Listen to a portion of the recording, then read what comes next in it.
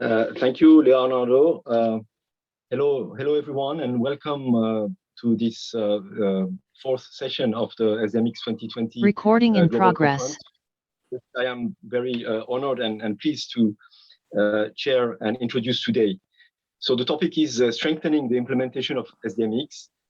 And as we all know, strategy is the art of execution. So if you are interested in really the practical aspect of how to implement SDMX in your organization in order to draw value from it, I think this is really the session for you. And this is a session for you, of course, to learn from the speakers, but also to contribute through the question and answer. And speaking of the question and answer, don't forget to use the Q&A function that is available in your interface to send your questions as they arise to the speakers.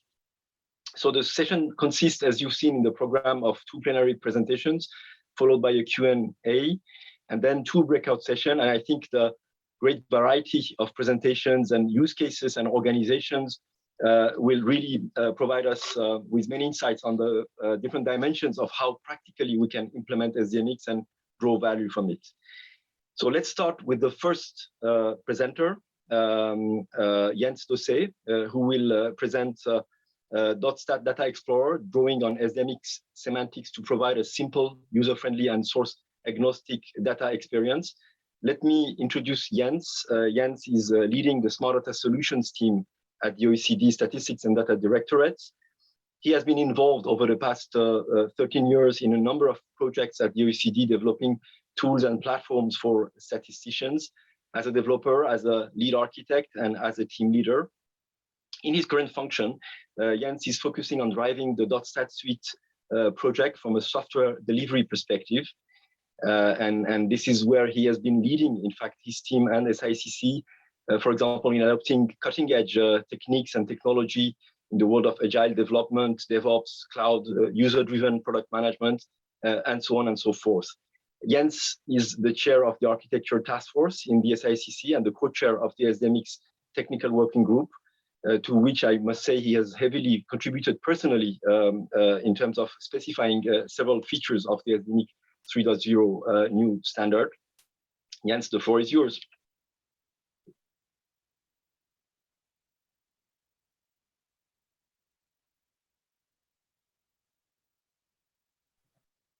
Yes, thank you, Eric. Good afternoon, everybody. I would like to present, as Eric said, the .stat Data Explorer, and especially how we profit from SDMX in order to provide a simple, user-friendly, and source-agnostic data experience.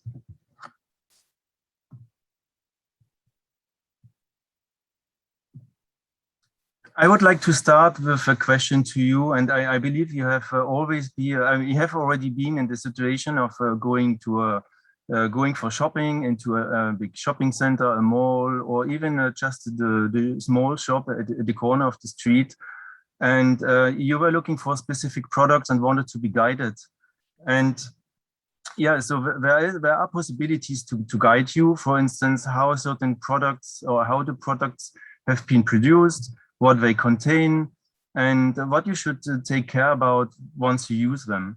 And so there are a number of quality certifications, also called labels, that look at these different characteristics of the products and that can guide you. And we are using similar principles to guide also the user experience in the Data Explorer. Yeah, so what do we talk about? The .stat suite, which is a collaborative product of the Statistical Information System collaboration community, and in which there are a number of international organizations part of, and they build a community that co-invests and co-innovate in order to deliver products that are state-of-the-art. And indeed, we are currently working on the .stat suite, the new .stat suite, which should replace a number of legacy applications. It has 3 main modules. One is the .stat core. It is largely based on Eurostat development, SDMXI, And it contains an SDMX database and an SDMX API and a few other web services in order to manage the data behind the scenes. We have a lifecycle manager module, which is the back office application for the statistician to manage the data through the life cycle. Currently, it's at the minimum viable product state. And then the product that we will look at now, it's the Data Explorer. So it's an easy to use graphical user interface that should allow the user to easily access and organization statistical data. So you see here on the screen our product vision and really the vision statement that we would like to achieve. As a user, let me find, understand, and use the data I need. So the focus is really on the user. Whereas a link on the page to our demo website, it's open to anybody who would like to see our current version. And if I have the opportunity, I will show that later on. And of course, all of that is based on SDMX, and I will explain how exactly we are doing this. Yeah, so the question is how SDMX drives the graphical user interface. And our starting point is really metadata-driven data processes. What does it mean? And now we can come back to my introduction when you go shopping. And yeah, so there are characteristics of the products that allow you to take decisions. And here in the domain of statistical data, it is similar that we can identify a number of metadata, so characteristics of the data that allow us to design data processes, to automate the process, and so to make everything more efficient. But also to guide the user experience in the Data Explorer. For that, we need to do modeling, but yeah, not this type of modeling, but what we need is data modeling. So the question goes back to our products at the beginning. We need to find out how the data has been collected, how it has been assembled, what does the data contain, so what does it describe, and also any outputs once you use the data, what you should take care of. And this, we are using SDMX for that purpose. Now, a number of people have been saying in the past, SDMX is complicated. But actually, I would argue that modeling is complicated. So indeed, a statistician has to think about how was the data collected, what does it contain, how does the data compare to other data, what has it in common, what is not in common. You have to define the concepts, code lists, and so on. And so SDMX is actually a tool that helps you in this modeling. So it's a modeling framework, and we are very happy to have it because it's a very solid framework. Once the data is modeled, which means you have identified the different concepts, category schemes, code lists, data structures, constraints that allow you to know where data is available, and also added processing annotations, then we are ready to use this and to let our Data Explorer use this information and drive the user experience. So for instance, the search content can be automatically generated from the SDMX from the SDMX model. Exactly what needs to be presented, in which way it needs to be presented. Also data labeling and data filtering identified or defined by SDMX. How to navigate through the data, how the data is being shaped, the layouts of the tables and the content of tables. For instance, what should be selected by default, different chart types that are usable with your data or not. And smart content is something that I would also like to mention later on, which is about how the interface can adapt to the needs of the user by still allowing for complex data models. So actually here at this point in time, rather than having a too boring presentation, let's go and see live the Data Explorer. So this is the demo application where you have seen the link. And what you see here has been generated automatically out of the data that is modeled in SDMX. For instance, you can browse the data through topics, and topics are just defined by a category scheme behind the scenes. So whenever you categorize a data set or data flow into a specific category scheme that has been defined as to be shown on the homepage, automatically it can be found here. You can also define common dimensions like the reference area and expose this code list and concept directly on the homepage to allow users finding your data through that navigation mean. And it's also possible to use data that come from different SDMX endpoints, SDMX APIs or databases. And like you see here, we have data that are in our development environment that is behind the scenes, or actually that comes from an external web service. And if you have time, we can have a look later into this. It's also possible to adapt to different languages, as you know, SDMX allows to model your data with localized names. So all this can be explored automatically. You do not have to do anything in addition. Okay, let's do free text search.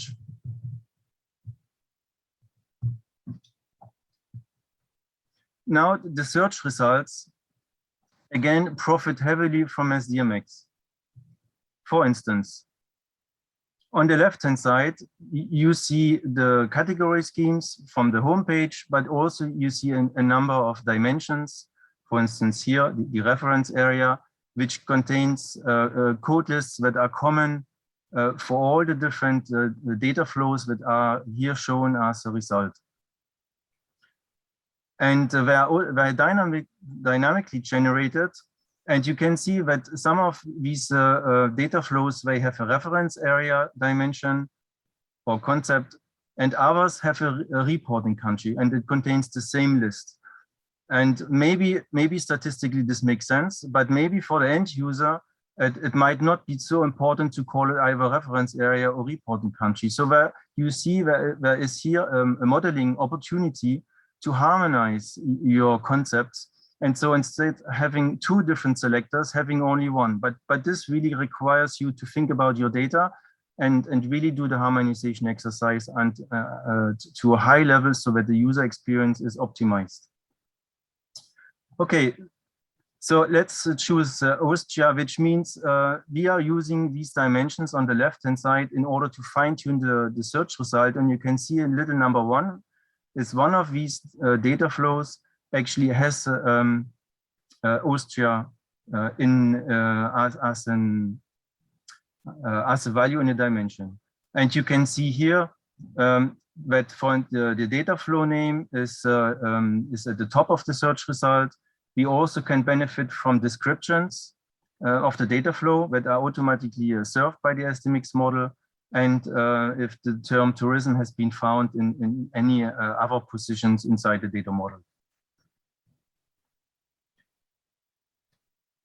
Okay, now let's look into this data flow and visualize it. So this is the third page that the Data Explorer offers.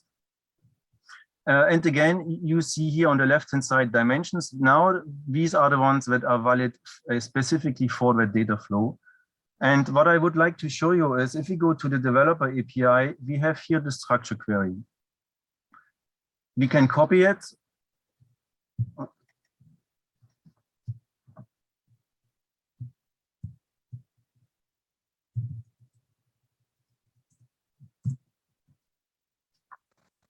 And you see here that the statistician has defined a number of annotations.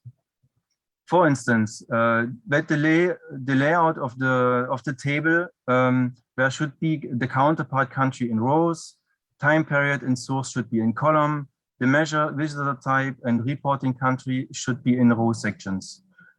A number of dimensions and dimension values should not be displayed here. There is an attribute value. If the unit multiplier is 0, it should not be shown in the interface. The activity dimension, tourism form, and frequency dimension should not be displayed. And here we have a default selection for the source dimension.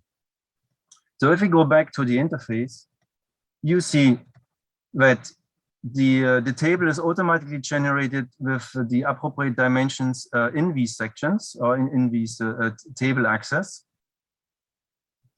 You also see that the source dimension has been automatically pre-selected with this value.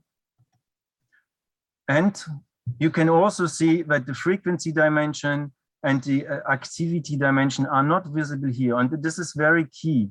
It allows you to model your data in hypercubes, so which means data structure definitions that encompass a large number of indicators that do not necessarily need to share all of the same dimensions. And so you can use data flows with allowed content constraints to build subviews and to single fix some of the dimensions. But in order to not confuse the user in the display, you can hide them, and the Data Explorer automatically shows a smart interface. So an adjusted one that is sober.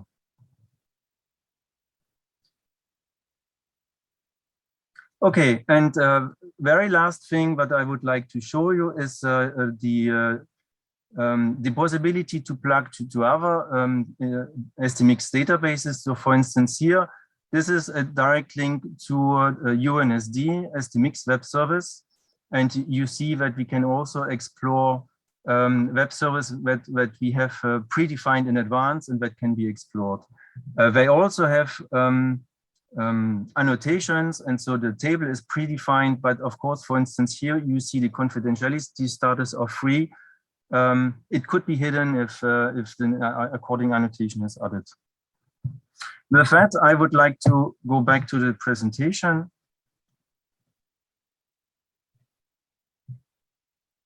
And summarize my presentation. So key to all that is data modeling, and SDMX is a perfect framework that allows you to do a very high quality statistical data modeling. And there are tools around that help you in this. Maybe we need to invest in the future in order to have the modeling farther east, so that also statisticians who do not know SDMX terms can do this type of work. But once you have modeled the data, then again, SDMX and also tools like the .stat suite can help you to drive the user experience and optimize it. If you have questions, then please don't hesitate to write them in the Q&A or contact me after the conference. Thank you very much. Thanks a lot, Jens. Thanks a lot for this very interesting presentation. We will come back to that, but let's move perhaps to the second presentation for now. I see that there are questions in the Q&A. Don't hesitate to ask your questions to Jens if you would like. So let's move to the second presentation, SDG reference metadata exchange, which our colleagues from the UNSD will present, Matthias and Abdullah. Let me briefly introduce them to you. Matthias Reister is Chief of the Development Data Section at the United Nations Statistics Division in New York. In this function, he is responsible for data quality and UNSD's cross-cutting databases and publications, among them UN Data and the Global SDG Indicators Database. Before that, he was Senior Statistician at the Office of Director, and for many years, Chief of the International Merchandise Trade Statistics Section and responsible for UN Comtrade. He joined UNSD in 2000, and he started his career before at the Federal Statistics Office of Germany, the Statis, where he held management positions in the areas of health statistics and national accounts. Matthias holds master degrees in economics and in business administration. Abdullah Gozalov is a statistician at the United Nations Statistics Division. He has designed and developed many statistical information systems, and for the last 10 years has focused on SDMX and capacity development projects with national statistical offices. Abdullah is UNSD's focal point on SDMX and coordinator of the working group on SDMX for SDG indicators. Matthias, Abdullah, over to you. Thank you very much, Eric, for the introduction. Much appreciated. Abdullah, please, can we bring up the presentation? Thank you very much. So sometimes we were joking, where is the M in SDMX? And here the presentation is about putting the metadata into SDMX. I'm doing this presentation together with Abdullah. In fact, actually, I'm just rather mostly providing in introduction to it. And here our efforts also demonstrate how important it is to really that the substantive side of the business and the technical side work closely together.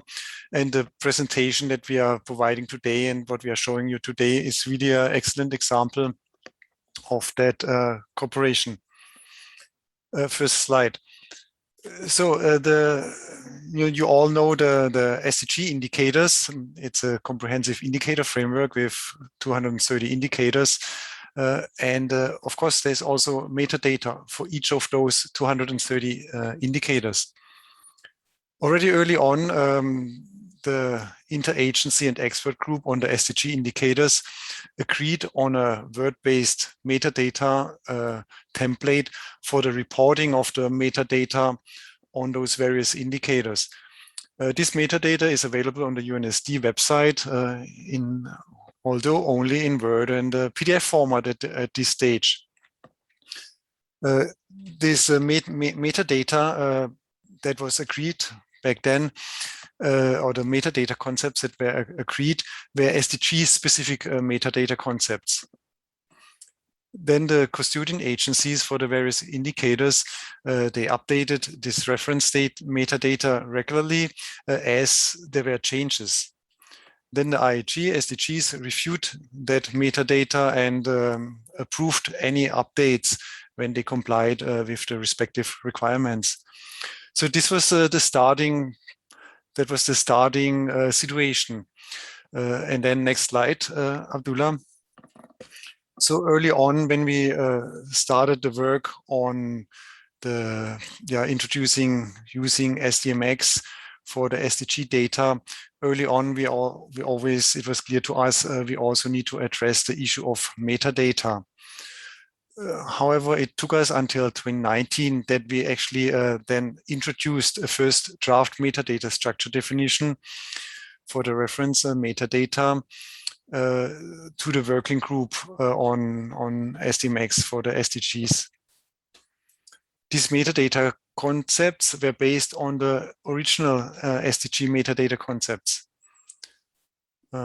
Also, what was important, of course, is that the metadata, of course, needs to be attached to the data. And here, in this particular case, it's attached to the area and the data series. Next slide, Abdullah. So when we introduced the first outline for the metadata, immediately countries raised concerns. Many who had been using also, in particular, the single integrated metadata structure. And the request was expressed that those concepts that we are using for the SDGs should, if possible, be harmonized with the concepts that are used otherwise globally. Accordingly, the working group invested substantial efforts in align those original concepts with the global concepts. And I believe we have been very, very successful in doing so. So this work, of course, involved the mapping of the original concepts with the harmonized concepts. And then in some cases, we had to agree to a splitting or merging of certain metadata concepts after careful consideration. Next slide, Abdullah. So here you see the result of our work. On the left side, you see the original headers and subheaders of what the IAG SDGs had originally approved. And then on the right side, you see the detailed metadata concepts on which we eventually agreed. And as I pointed out already, we have been very and surprisingly successful in finding the appropriate concepts. We did not have that expectation at the start, but then really through the discussions that we had, the detailed discussions and exchanges, and also with the support of OECD, we were really able to resolve all issues that we had, and were able to follow in almost all instances the global metadata concepts. Next slide, Abdullah. So this was, of course, agreeing on a concept scheme that was, of course, the prerequisite to also then start with our metadata pilot, in which we could test what we developed. So mostly throughout 2019, we have been working, throughout 2020, we have been working on testing our metadata concept scheme, and approved various draft versions of the MSD. And then really the breakthrough was two things. Initially, we had an Excel template. We decided to move to a Word template. That was the first very important step. And then the second important step, that we were able, in cooperation with the World Bank, to develop a web-based authoring tool. That was really the big breakthrough that we had. And then we were also then, of course, able to, since we're using SDMX, we were able to then also relatively easily to feed that data into our SDG lab and test the data exchange. I'm not going here in every detail. I think now I'm handing over to Abdullah. Thank you, Matthias.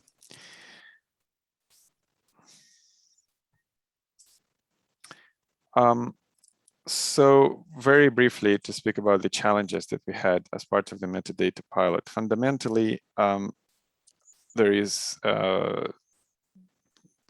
lack of tools in support of SDMX metadata authoring and exchange. This is completely different. This is very different with data and structural metadata. Thanks to organizations like Eurostat, OECD, and the ILO, and metadata technology and others, you have a lot of tools for data exchange and hardly any in support of reference metadata authoring and exchange. So typically in SDMX data exchange projects, you spend most of your time on harmonization and much less time on software development, because you can reuse existing tools and components. Whereas in the case of reference metadata exchange, we did spend a lot of time on software development and still have outstanding tasks. There was very little experience in the community on metadata exchange and even application of the standards. So basically, when we started data exchange, we had to understand how it even works, because there was no such understanding or very little understanding in the community. And what's in bold is the reality is that by far the most common rich document format is Word. This is the one that's used in the office, whereas on the internet, HTML is used. Word is proprietary, HTML is open. Conversion, if you want to make your text searchable, if you want to make your text findable and open, you need to use HTML. And to go from Word to HTML is a big deal. In particular, formulas were and still are actually an issue. We had to find workarounds, such as images in place of formulas. But eventually, I think we have progressed quite well and even implemented export from equation editor to MathML. So how does it work with the pilot metadata exchange? You complete a metadata template, which is a Word file. And you can, okay, there are two versions of the template, but either way, you select where this metadata set is attached. You select the indicator or a series in this case. You select which reference area this applies, whether it's valid for the whole world or just particular countries. And then this is how you complete your template. Then you submit this template to a web-based authoring tool, which produces basically two files. One is the SDMX ML representation of the metadata set, and also a PDF representation of the same metadata set. Why it's important is that you can compare your PDF to make sure, I mean, you can look at your PDF, which is the output of the tool, to make sure that the conversion works successfully and that, you know, you don't have any abnormalities. And finally, once you've done that, you can upload your metadata set to the SDG Global platform. Specifically, it's a component called the SDG Lab, which handles data and metadata exchange. And once it's there, it becomes available at an API. That is, we can, all the metadata is published at an API, which can be queried, and you know, the metadata sets for individual indicators can be retrieved, as well as, well, multiple indicators. So this was a pilot, and we have yet to put the system into production. So what are we planning? What improvements are we planning? The visualization. We already have a front end for the pilot API, which you can see on the screen. And it's a beta version, so we are still working on that, but it already can be, you know, looked at. We need to improve the template to improve its user friendliness and introduce new features such as importing a metadata set into the template.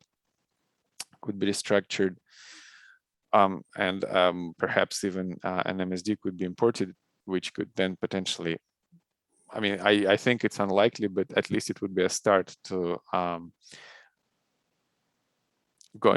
using this technology for other applications beyond the SDGs. The authoring tool and SDG Lab definitely need to be integrated so that you don't have an extra step as you do right now. You can, we need additional features such as comparisons of the before and the after of, you know, of comparison of different vintages of metadata sets, which is important for the approval process and other features as well. So our vision, it's not there, and but I hope that we are going there and eventually will arrive there, is to eliminate the publication of files at the website and replace them with queries to the API. Again, we're not there, we're going there, but this is the vision. And there are obvious advantages to using queries instead of files. You have a database which is searchable, you have an API which is queryable, you have you don't have to worry about file management and all the others. I won't go into detail. And also it already kind of exists in a beta version to for the system to produce a comparison report that can be submitted to the IG SDGs for approval, so that they can look at the changes, at the updates to a metadata set, and then analyze and approve them or reject. So what are the lessons learned? I mean, we always knew that rich text was going to be a problem, conversion of word into HTML, but broader, the handling of rich text. And what we didn't know whether if it was feasible in the first place. And now we know that it is. You can overcome. I mean, there are issues. Yes, there are formatting issues. It's not perfect, but we know that these issues can be overcome. This is a very important, you know, outcome.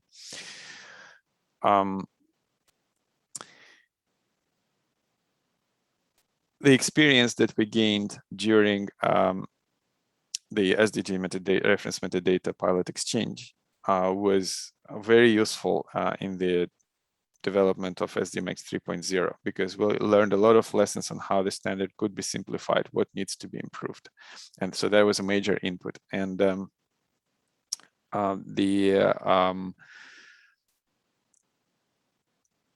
SDMX 3.0, metadata exchange is going to be greatly simplified. And what an important consequence of that is that we expect that this simplification will lead to much better support in tools, including commonly used tools for data exchange. So we really hope that this, and expect, it's more than hope, that this should lead to a much better uptake of reference metadata exchange. Harmonization, very important. It was a very useful exercise, as Matthias explained, and it's very important for all the reporters. Why? It's because ultimately it reduces the reporting burden, it improves the quality and timeliness, and obviously it improves, the availability of reference metadata. And finally,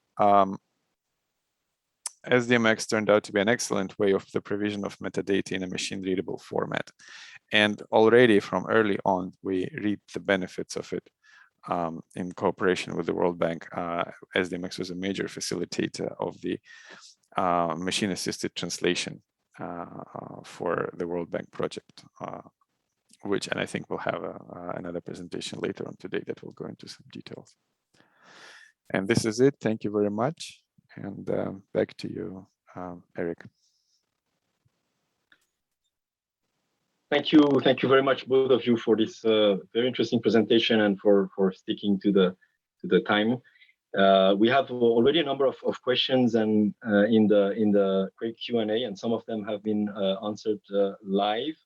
Let me perhaps start the question with you, Jens. I think it was somewhat said in your presentation, but let me start perhaps with just a general comment, which is that we see really with this presentation how fundamentally SDMX is a modeling framework, as Jens said, and it's this modeling, data and metadata modeling, that is the basis for creating value, whether this value is about making the data accessible, whether it's about smoothing data and metadata exchange to make a process more efficient, to deliver on quality objectives, etc., etc. So data and metadata modeling is the bedrock, and it's impressive, I think, in both presentations to see this value that we draw from actually this modeling work. Of course, this does come with challenges. You need the skills and expertise. You need the proper tools. You need some degree of IT mastery, and all of that, of course, are challenges that we need to face, and that are probably better faced together as a community rather than alone. So to go back to you, Jens, so I think in your presentation we really could see this relationship between the data model and the user experience and the data accessibility as such.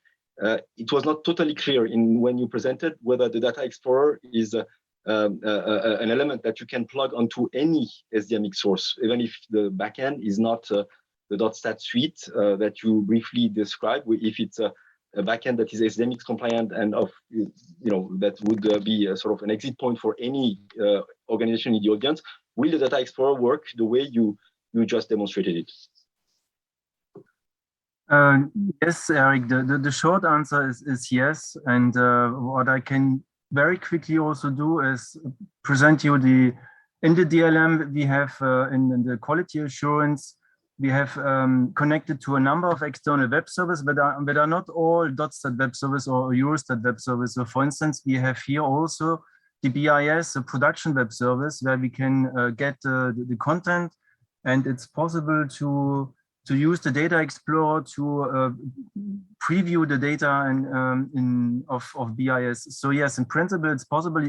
You will see there are little glitches here and there. This is because of some different interpretations of SDMX that need to be fine-tuned between implementers. So for instance, you don't see labels here, but these are minor things that can be corrected. And so there's no bottleneck. So the answer is really yes.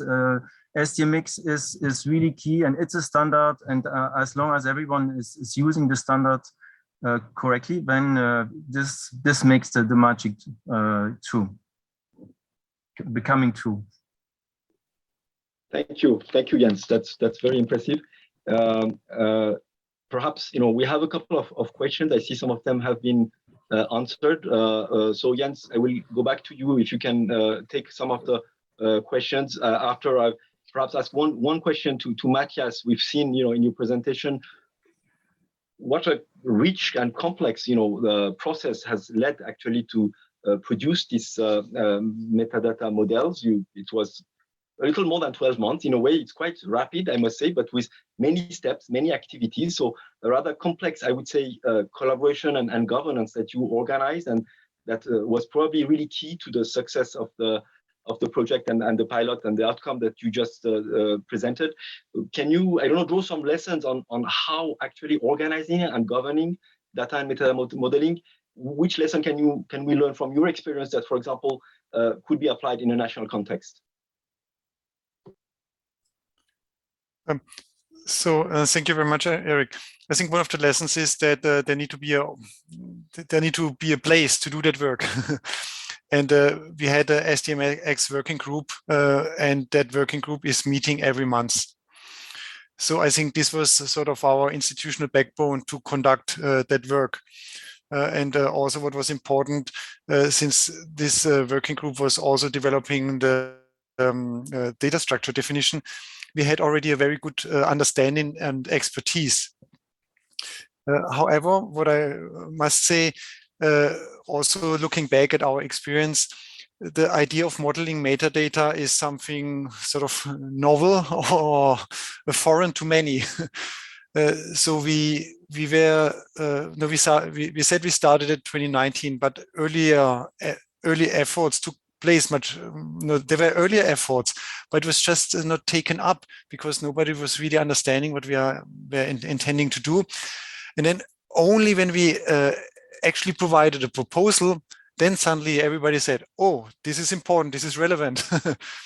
So it was not so much then, so we had an infrastructure, we had some conceptual theoretical discussion, but what really created a breakthrough is we provide a concrete proposal. Let's do it that way. And suddenly people realized, oh, that's going to have impact on me. We cannot stand aside, we need to be part of it. And this is when OECD came on board, when countries came on board. That was really the turning point of our efforts. And then suddenly everything went very fast. Then also, of course, thanks to the expertise that we had with brought on board previously and simply had in our working group with the OECD. So without the OECD, would have been OECD and Eurostat. So without those centers of expertise, then also top experts, it would have been difficult. How can we apply that to countries? Well, you need to have an institutional setup, and you clearly need to bring expertise on board, but then you also need to have a concrete proposal. Thank you. Thank you, Matthias. So we need places, we need the governance, places to deliberate within organization, within ecosystems. That's, I think, really a topic that was also very much emphasized in the opening sessions. Jens, would you like to take some of the questions that are you didn't ask in writing, and then I will turn to Abdullah and Matthias for the question that have been asked to them. Yes, so one question is,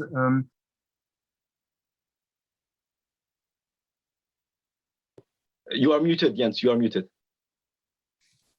Thank you. Yes, one question is the facet filtering smart? For example, selecting one time period filters out reporting country that are relevant to the selected time. So yes, it is indeed the case. However, I mean, we have so-called faceted free text search, which means in addition to normal free text search, where these facets automatically are generated out of the dimensions and the category schemes that have been defined in advance. And yes, these facets adapt to the current search context. So only the facets and facet values will be shown and presented to the user that makes sense in the current context. So if you have done a filter for a certain time period, then countries that do not have data for that time period will not be shown.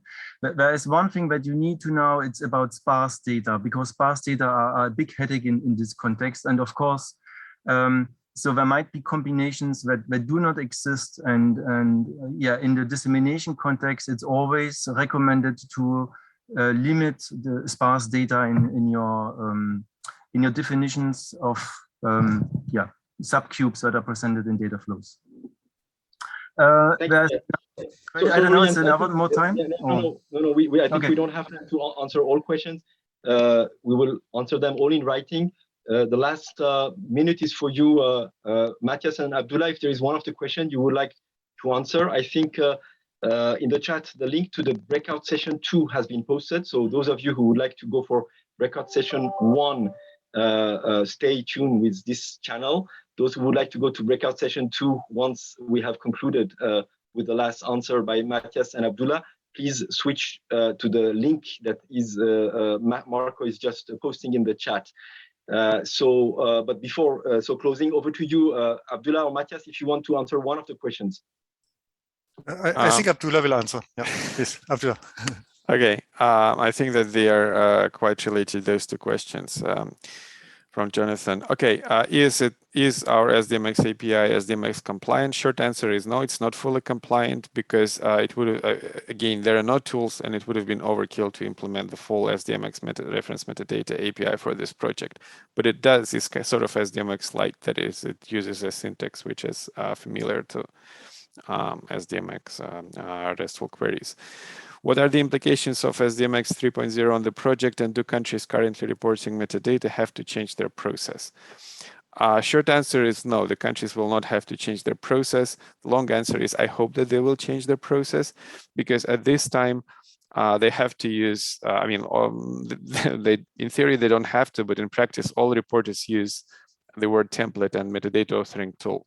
Because they cannot export SDMX directly out of their metadata systems. Hopefully with SDMX 3.0, commonly used tools will support reference metadata exchange, and then the countries will not have to use the word template anymore. And if they have their reference metadata stored in a database, they'll be able to export and submit it for metadata exchange directly, skipping the word template. Thank you, Abdullah. We don't have time to go over all the questions, but I think it's already very useful insights that you provided us. Thank you to the three of you for the excellent presentation. And let's switch all to breakout session 2 if you would like to, or stay tuned with this session if you like to.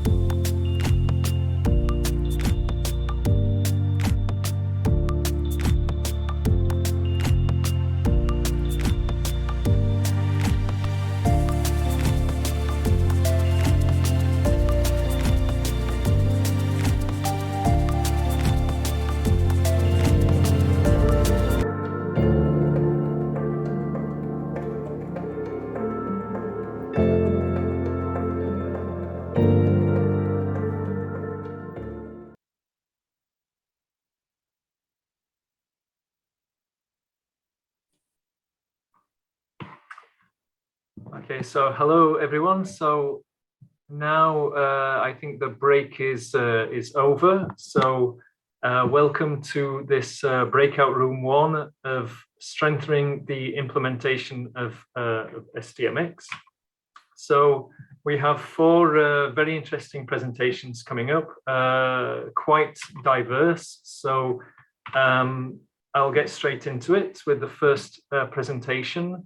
So I'd like to introduce Edgardo Greising, who will give a presentation on SDMX as an enabler to data harmonization. So Edgardo joined the International Labour Organization in June 2011 and is the head of the Knowledge Management Solutions Unit at the Department of Statistics.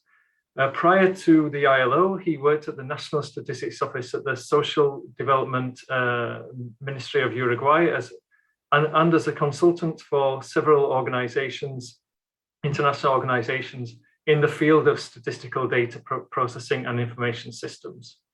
He participates in several committees and working groups for the modernization of official statistics, represents the ILO at the UN Geospatial Network, and is currently the chair of the SDMX Technical Working Group. And you've heard him before in the conference talking about SDMX3. So please, Edgardo, please start your presentation. Thank you, David. I will start sharing my screen.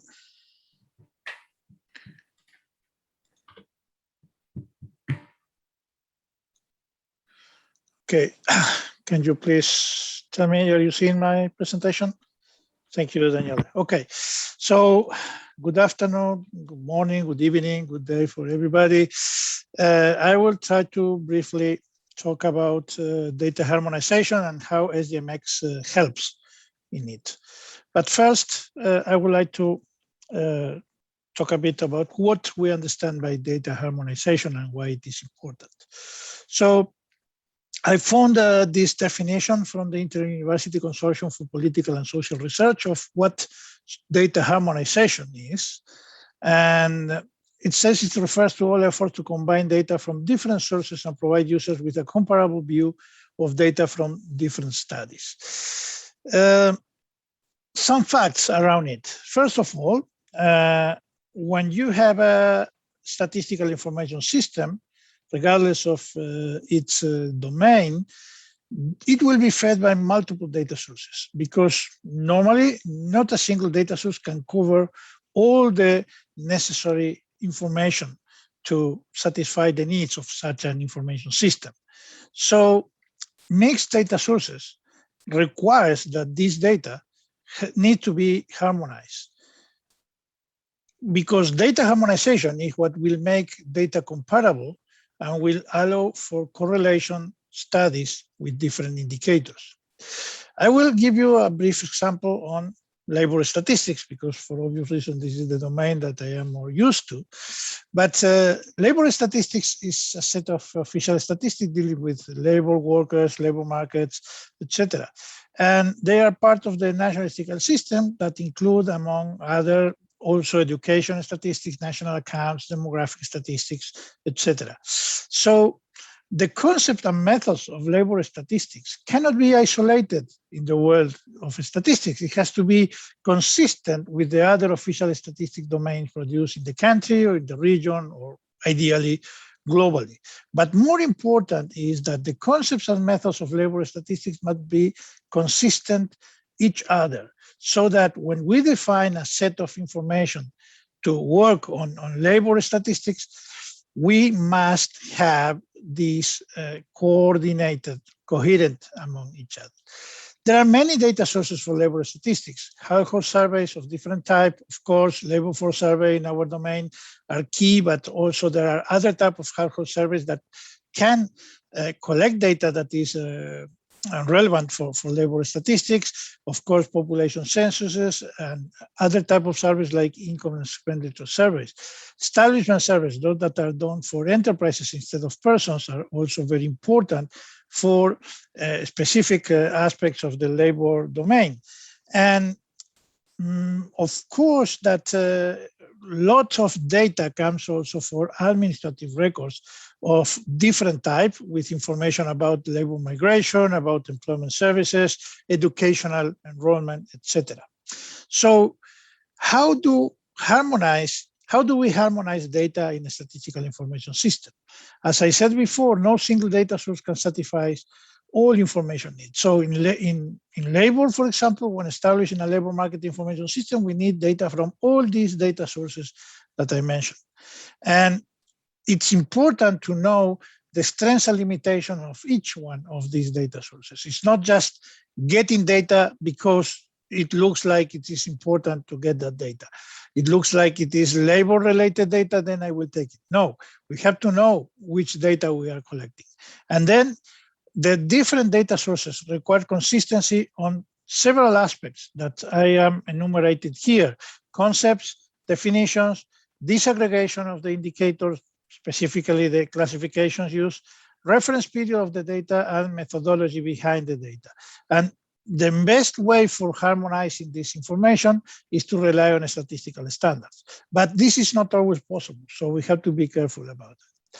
So how does SDMX enable harmonization for these 5 elements? Well, let's go one by one. Harmonize concepts. How does SDMX help me to harmonize concepts? Well, SDMX has an implementation standard supports abstract definition based on JESIM. So this is a very important step because the information object that you will have to model your data are based on a standard. Second, the content-oriented guidelines focus on harmonizing specific concepts and terminology that are common to a large number of statistical domains. So it's more than likely that in your statistical domain, if you follow the guidelines, you are helping for the harmonization. And finally, there are a number of global code lists shared in the SDMX Global Registry that can be used in order to share the same code schemes for different concepts. Sharing a single SDMX concept scheme artifact for this whole statistical information system data model enforce the concept harmonization. And this is a best practice that we have to try to foster when modeling a particular implementation of SDMX. Try as much as possible to share a single concept scheme, getting information from the global code list, the global concepts, but specifically try not to have more than one definition for the same concept. Talking about definitions, indicator statistical information system must be clearly defined, and this definition must be used across the whole system and available for consultation by every data providers and users. So each SDMX artifact, in each SDMX artifact, you can have not only a name, but also a description property. So the description can be used to store the definition of this particular artifact or the particular content of this artifact. And this is a way of making it clear to everybody how this concept is defined.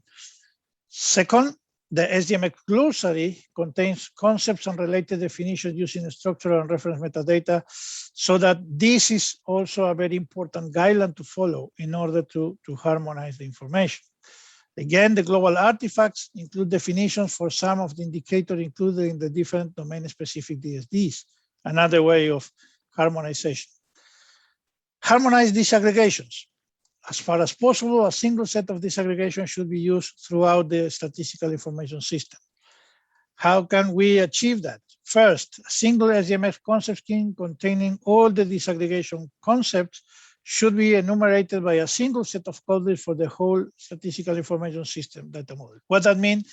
That means, again, I have one and only one concept to define each of the disaggregation, and associated to that, because SDMX enforced that, I will have only one code list that will contain the single set of codes used for that. Global code lists are shared in the SDMX Global Registry and used in global DSDs and will help to harmonize. The new feature in SDMX 3.0 code extension was already mentioned in the first day. Is also a very welcome feature to help in this harmonization, because will allow users to incorporate codes from global code list dynamically in further use. And also another feature of SDMX that helps in harmonization is the ability of having attributes in the DSD where you can denote deviations from expected criteria. So information about the caveats that certain classification may have is crucial, and is also a way of harmonizing. The code list extension in particular allow for inheriting international agreed code lists or international classifications from global resources in a way that you don't need to gather this information locally and have to maintain it. So this is a way of dynamically incorporate global code lists. And in particular, this feature of SDMX 3.0 now enables the discriminated union, that is the ability of selecting one particular variant of a classification according to the context of data provision. Harmonized reference period. Of course, that when you are mixing information from different data sources, you have to ensure that the data corresponds to coherent or to coordinated reference periods among them, to harmonized reference period. And of course that SDMX, since its inception, I would say, has native time series data support. So the time dimension is a special dimension in SDMX, and then it provides tools, structures, and data types to manage time-related concepts, and the ability of filtering in the API based on a start period and period, for example.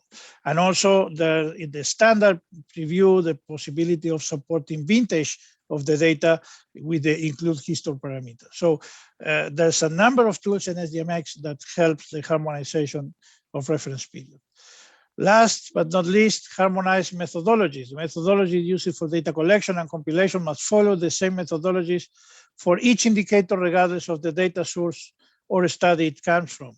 So reference metadata artifacts and tools for defining and managing any metadata template is a very, very powerful tool in SDMX, because it simplifies the ability of connecting data with the reference metadata, in particular the methodological metadata we are talking about. And in SDMX 3.0, that it will even be simpler, because the new reference metadata artifacts are much easier to use and reuse. Also, attributes in the DSD can be used to add specific footnotes, remarks to the data, and the attachment allows for great granularity of this information. That's all from my side, and I'm happy to receive questions from the audience. Okay, thank you, Edgardo. So the questions will be, we will take them at the end of all of the presentations. So please put any questions in the Q&A feature in Zoom. So we'll go to the next presentation, but thank you, Edgardo, for sticking to the time. That's well appreciated, makes my job a lot easier. So the next presentation is on a platform agnostic SDMX data explorer, presented by Daniel Olivotti. Daniel is a software engineer working at UNICEF. He's been working for the past 3 years with SDMX on data modeling, data extraction, transformation, and application development. Daniel has been supporting colleagues and regional officers in harmonizing and restructuring their data to adhere to international standards. So please, Daniel, if you could start your presentation. Okay, thank you, David. I'll share my screen.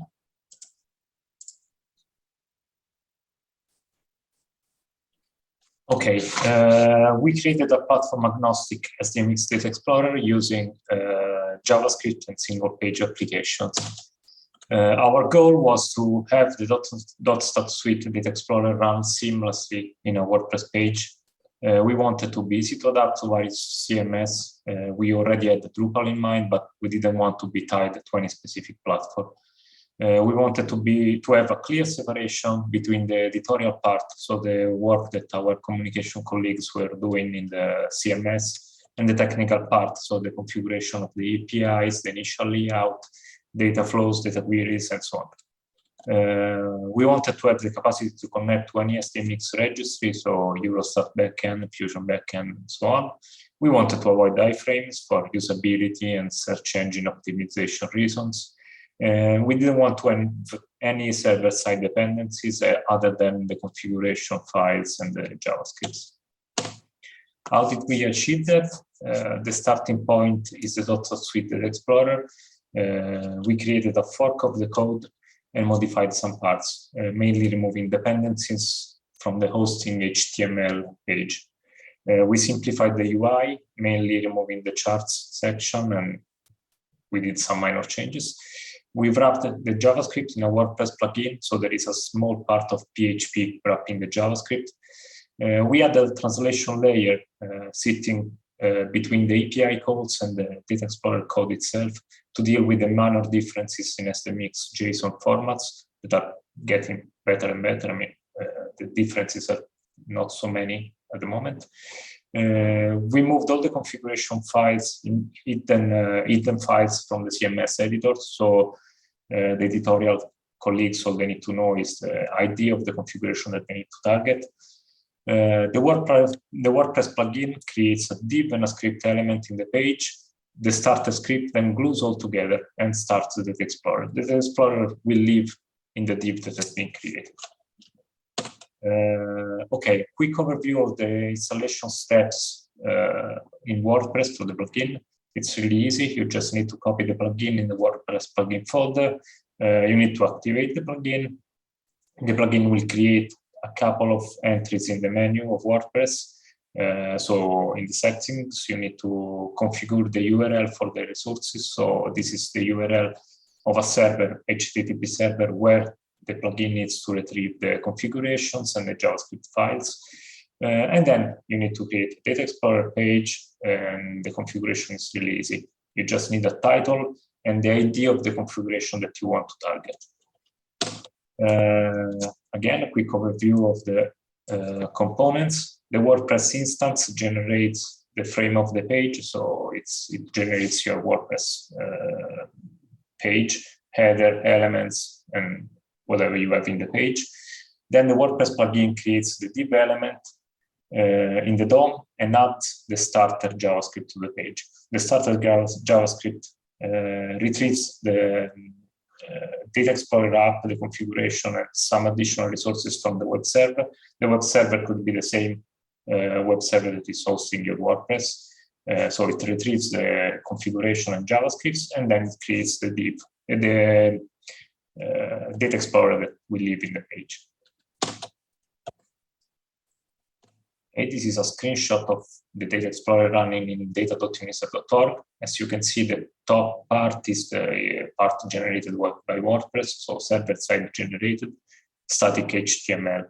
While the bottom part is the .stat-suite React application running in the client, and it's a single-page application. It is interacting with the static HTML using JavaScript. Okay, the truth is that all the heavy work is done by the Data Explorer starter and the Data Explorer React application itself. The Data Explorer can be added to any HTML page just by adding this little snippet of code. So a script element, first variable is the path to the HTTP server where the configurations and JavaScript are hosted. Then you have the JSON configuration that you want to target, so you can have different behaviors depending on the configuration file you select. Then the script, the starter script, this bundle.js is added to the page, and then you need the div with an ID of root where the application will live in. This means that a plugin for any other CMS can be easily created, or the plugin just needs to create a snippet of code, and also means that you can easily add it to any HTML page. This is why we hosted the Data Explorer and the Starter JavaScript in a project in GitHub and the plugin in another project, so you can select if you want to use both or just one of these. Few links. The .suite Data Explorer, you can ask for access and go to the same path we chose, so modifying the code and adapt it to your needs. WordPress plugin repository is free. You can have a look on how we created the plugin. Then the direct link to the documentation, and then the repository to the Data Explorer Starter and Data Explorer. Again, you can have a look at the code and see how we achieved that. And this is all. Thank you. Okay, thank you, Danielle, and again, thank you for finishing ahead of time. So we just have a few more minutes. We're ahead of schedule. So if I may, I'd just like to pose some questions to our presenters already. So first of all, to Danielle.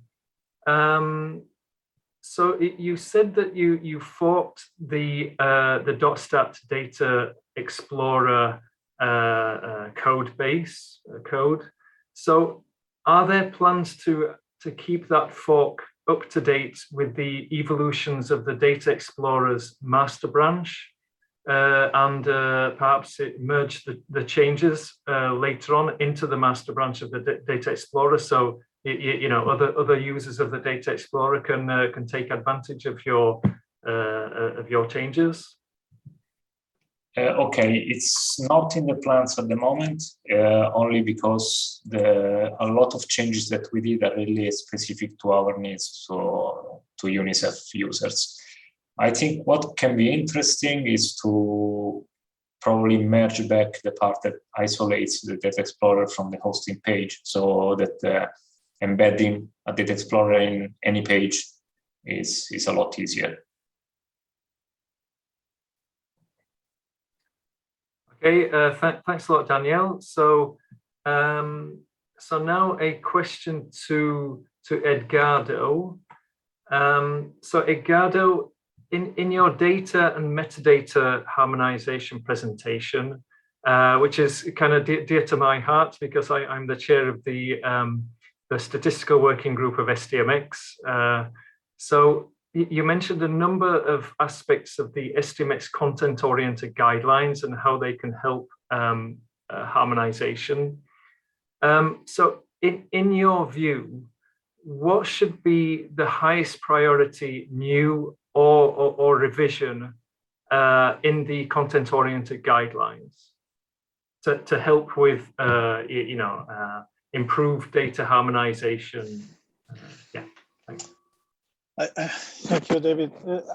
I think that the content-oriented guidelines and the guidelines in general in SDMX.org plays a huge role in harmonization, because if we all follow the guidelines, we are very close to have harmonized information, of course, in each subdomain on each installation. But certainly, SDMX 3.0 will make your group work hard to adapt the guidelines for the new features. So I can think of, for example, there's a very complex guideline trying to explain how to deal with several observation value status at the same time. That was a nightmare for any data modeler. And now with multi-valued attributes, that will be very simple. So this is a guideline to be simplified, and this is a clear demonstration of the simplification goal that we follow with SDMX 3.0. Also, the extension of code list, I'm sure that will help in adding more granularity to the maintenance of code lists, and this will have impact probably in one or more guidelines. don't know all of them by heart, but I see you nodding, so I'm sure that you are thinking of more than one. And also the new semantic versioning will have a huge impact on several ways of, I would say, good practices in using SDMX. And I'm sure that you should already be thinking of a new guideline to explain, for example, which is the level of version that you have to use depending on the change that you made in an artifact. So what is a major, what is a minor, what is a patch? Because that is something that we have to harmonize among the users, so that when we use the wildcarded reference to version artifacts, we all speak the same versioning language. So yes, I think that the guidelines will have to be adapted somehow, but will continue to be a very important instrument for harmonization. Thank you. Yeah, okay, Edgardo. Yeah, it sounds as though you're directly referencing the versioning guidelines, which certainly will have to change for SDMX3, and the modeling guidelines. You know, I mean, there'll be so many things changing in those that will be possible for SDMX3. Then, yeah, that should be a very big piece of work coming up for us. Okay, so thank you. Thanks a lot for those answers, but we'll be coming back to another session on Q&A after the next two presentations. So now, if we go to a presentation from the Reserve Bank of India on their SDMX implementation. So please let me introduce Ajit Joshi, who has been working with the Reserve Bank of India in the Statistics and Information Management Department for the past 32 years, and presently is a principal advisor heading the department. His department is responsible for entire information management for the Reserve Bank and conducts a number of forward-looking surveys and supports a monetary policy formulation through inputs on GDP and inflation forecasts. Ajit will be joined by Debashish Nandi, who is heading the data dissemination team and is responsible not only for disseminating the data in public domain, but also for reporting it to international organizations, including BIS. He's also a central banker with nearly 25 years of experience in IT project management in various domains at the Reserve Bank. So please, Ajit and Debashish, if you could start your presentation. Thank you, David, for inviting us to make the presentation. We also thank the organizers for giving us an opportunity. The broad agenda for the presentation is to brief about the current statistical data collection and the dissemination system that we have. We are also implementing a new project where we are revamping the existing data warehouse system and our collection and reporting system using SDMX 2.1 as the core architecture. And then we will be also providing integrated analytical platform with visual and advanced statistical analytics. And we will be also discussing our experience in terms of challenges and benefits of using SDMX. The Statistics Department of RBI implemented the data warehouse, which is a central system where all the information collected by the Reserve Bank is stored, and it is used by the internal as well as external users. We have nearly 250 varieties of data templates for collecting data from our regulated entities, which are basically the banks and the non-bank financial institutions. And total number of data elements or data series we have is more than 300,000. We also maintain the macroeconomic data for the South Asian Association for Regional Cooperation countries, our neighbors in the South Asia. And we have multiple formats for data collection. we have several templates, over 100, using XBRL and other ASCII files with delimiter or the Excel templates. We also use multiple technologies for file upload, the direct database collection, and collecting data through the files attached to the emails. These data, once received, are transformed and loaded into the data warehouse, and then this itemized data repository is used for the internal use of the Reserve Bank for its regulatory and supervisory functions, and also other policy functions. And also these data are disseminated to the rest of the world through a portal known as Database on Indian Economy, and which is used by several researchers and other financial market participants all over the world.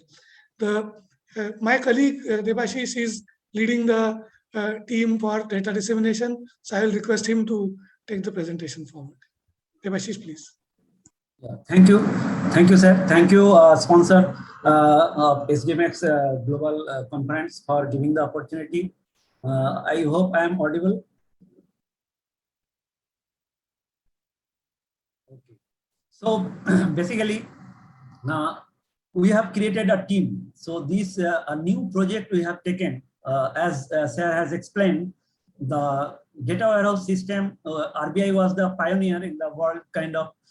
When we implemented data warehouse in 2003, initially it was macroeconomic data, but gradually a lot of data has been included. Now, almost all supervisory, regulatory, market, and all the data, as Sir has explained, 250 templates, many of them are in existing data warehouse, and 20–30% is outside. So we have taken a project called Centralized Information Management, which will be replacing the existing DW. Not only that, this entire system is a big data Hadoop, Cloudera Hadoop based system. It's an ecosystem where a lot of components will be there. Now we have created a team in the banking industry. This project is a banking industry project. It's not only Reserve Bank of India project. So we are working along with banks. So if you see in the left hand side, the automatic data flow server is a single server the banks are implementing, and they are integrating all OLTP transaction processing system like core banking system, treasury, general ledger, all these. So ADF will be having a granular data repository related to all transaction data arising out of operating systems of the banks. Now this system will, in a SDMX format, will be collecting data in the CIMS. So in this CIMS, in the system, there will be multiple channels, because as you know, we have, as Sir has said, that 10,000 plus entities we are dealing with. So various entities are in various technological levels. So most of the major banks will be implementing system-to-system connection, and this system-to-system connection is using IBM MQ middleware, so that zero data loss is there, and it is very timely submission of the data. And here we are envisaging to implement, because currently the project is in advanced stage. It is SDMX ML 2.0 version we are implementing. And by doing this automatic, because without any manual interventions, the data will flow from originating system to ADF server, and from ADF server to Reserve Bank of India in the CIMS system. So here, of course, there will be a lot of data quality improvement, because by doing SDMX, we'll be able to reduce a lot of duplicate data items, and the data structure will be very flexible. We will be able to add any new data, modify existing data need, like dimensions and other artifacts very easily in SDMX. So that's what we have realized. So we will have a lot of flexibility, because data need is increasing day by day. Of course, we are putting a complete data governance portal. So in this web portal, we'll have a lot of dashboards for monitoring entire life cycle of the data. So we'll have efficiency in the system. As a data security, we are building public key infrastructure, digital signature based data security, so that, because a lot of granular data will be flowing, those are very confidential in the nature. So the next is, this is the brief about the overall conceptual architecture. in this architecture, broadly, we have 4 layers actually. In this first layer is a data collection. In that layer, earlier slide, I have shown about the middle part, that is banks and other regulated entity which will be connected. Apart from that, government and non-government agencies data, those are macroeconomic indicators and social indicators. Those we are going to, we are getting and we'll be getting more on that. So that is the data collection. Lot of internal systems of like payment system, real-time gross settlement system, or retail payment like NEFT and other system.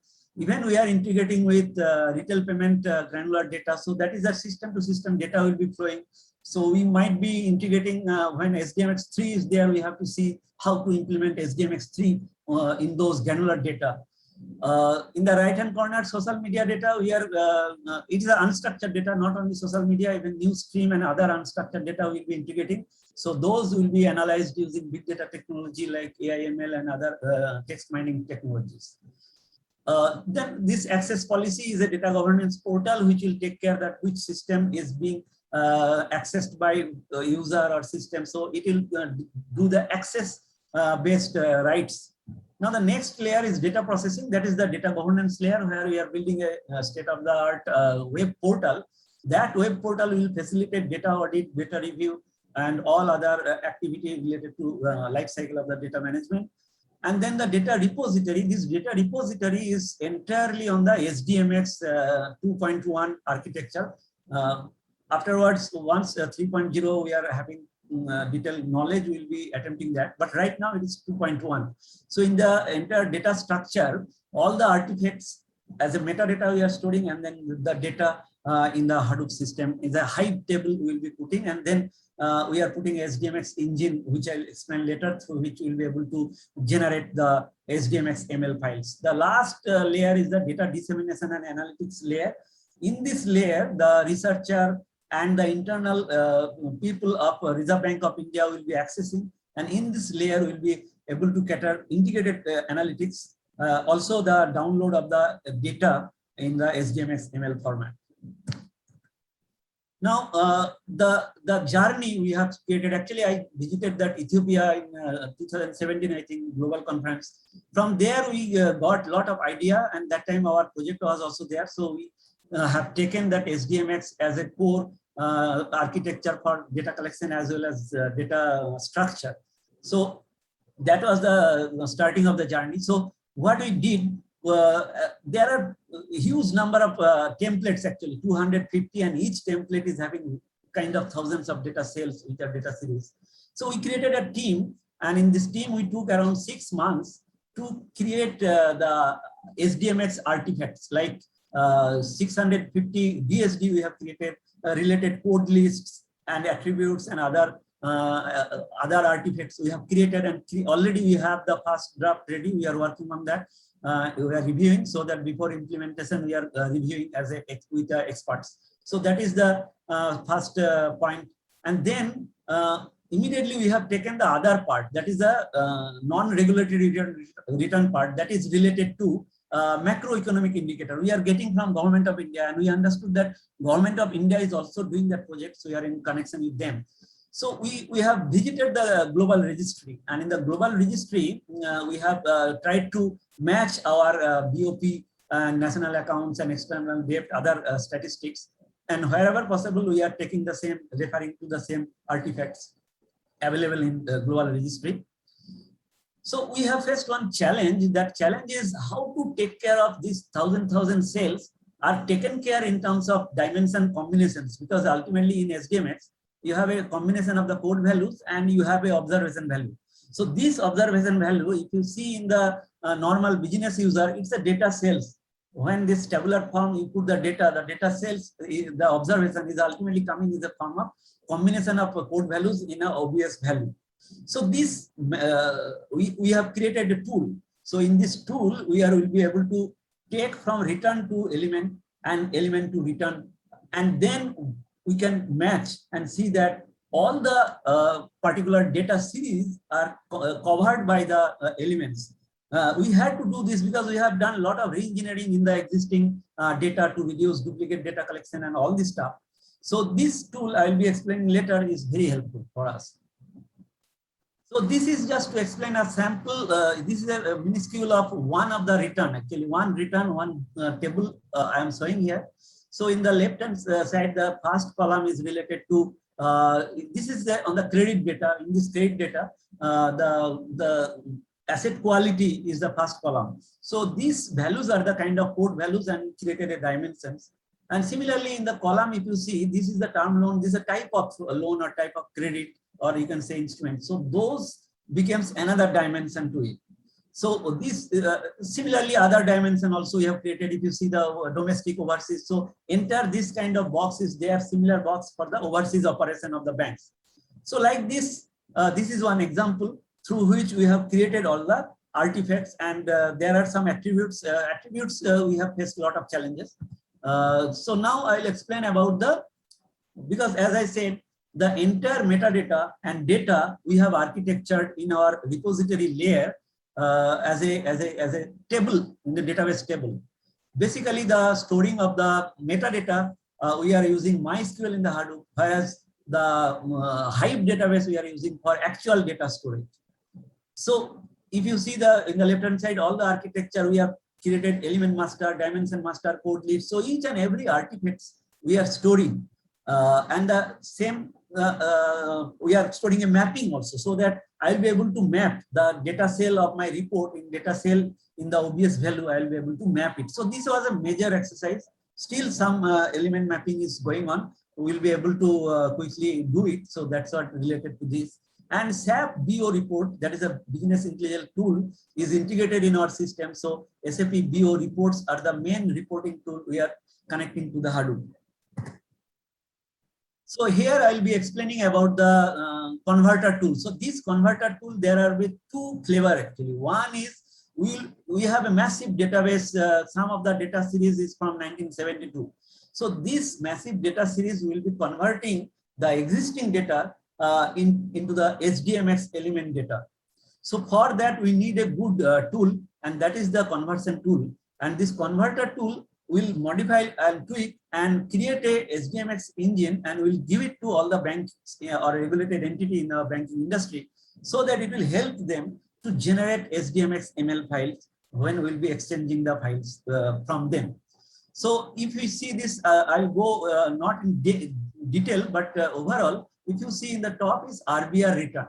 So this from source return, the RBR return is kind of existing DW with modified architecture. This is kind of star schema where fact and dimension tables are there based on the non-SDMX storage. So that we are calling return-based repository. So RBR database is the starting point for my converter tool.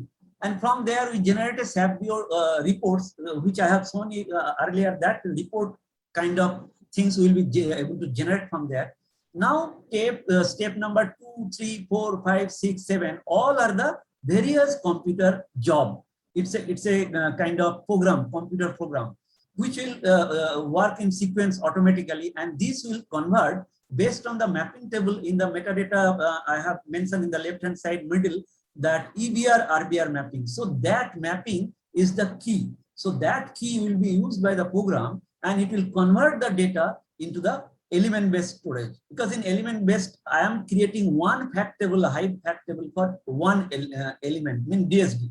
One DSD, one fact table to store the data, and then the elements dimensions are the dimension tables. So that way, the element-based repository architecture is done.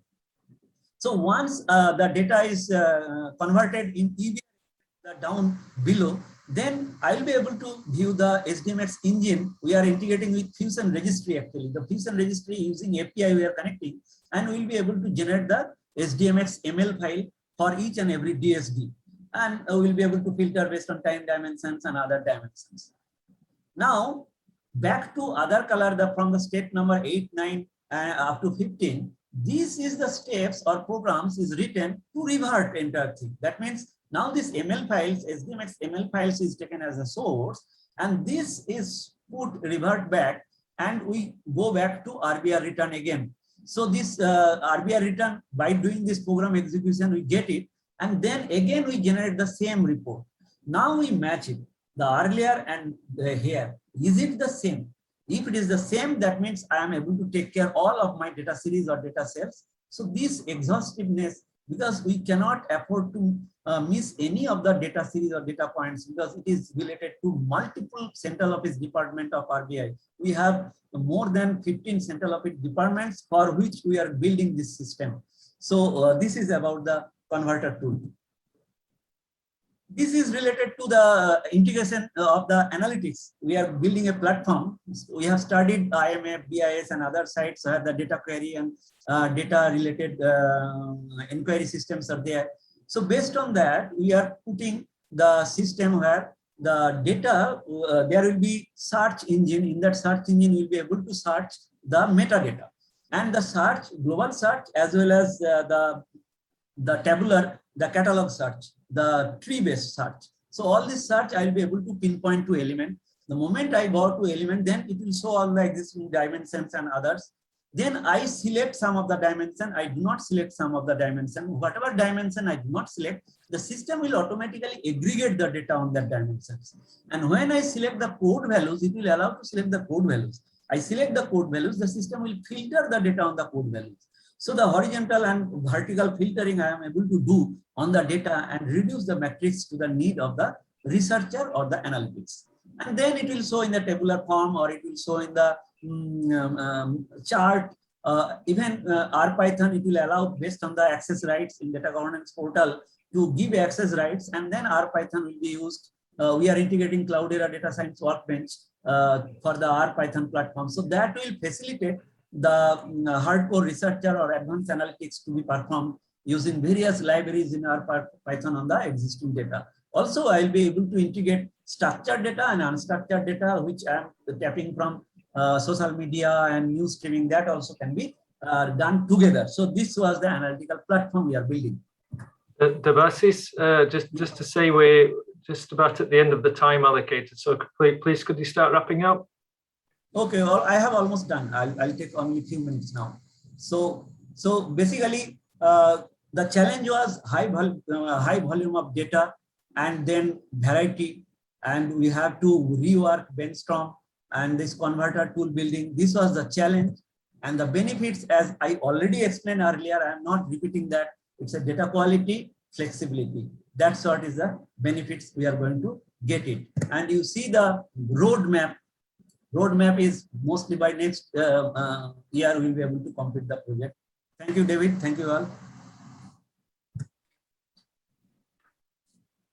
Okay, thank you, Ajit and Debasis. That was a very impressive looking system and architecture. So we'll go straight to the next presentation, but please put your questions into the Zoom Q&A feature. So I'd like to introduce Ricardo Boffo for the next presentation, which is on supporting the enforcement of the IIF voluntary principles for debt transparency through SDMX. Ricardo is a financial analyst with experience in sustainable finance and debt analysis. He's been working in the financial markets division at the OECD for the past 2 years, and he's working on the development of the debt transparency initiative for the operationalization, it's easy for me to say, of the IIF principles for debt transparency. So please take it away, Ricardo. Thank you, David. Let me share my screen.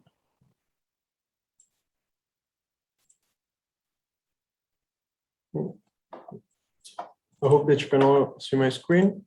As you were saying, David, you're not in presentation mode, Ricardo. Apologies. You can hit F5. Yes, here. Let me do this. Share screen. Here we are. And no, still no presentation mode. You may have to kind of switch. Work? You may have to like switch the screen at the top. Usually, Do you have two screens? Do you have two screens? Yes, I'm actually not used to having two screens. So yeah, maybe unplug the second screen and in a slideshow you can switch the main screen. Yeah. Yeah, if you go either unplug your other screen or go to the slideshow menu. yeah, I just unplugged the screen. Now. Apologies for this.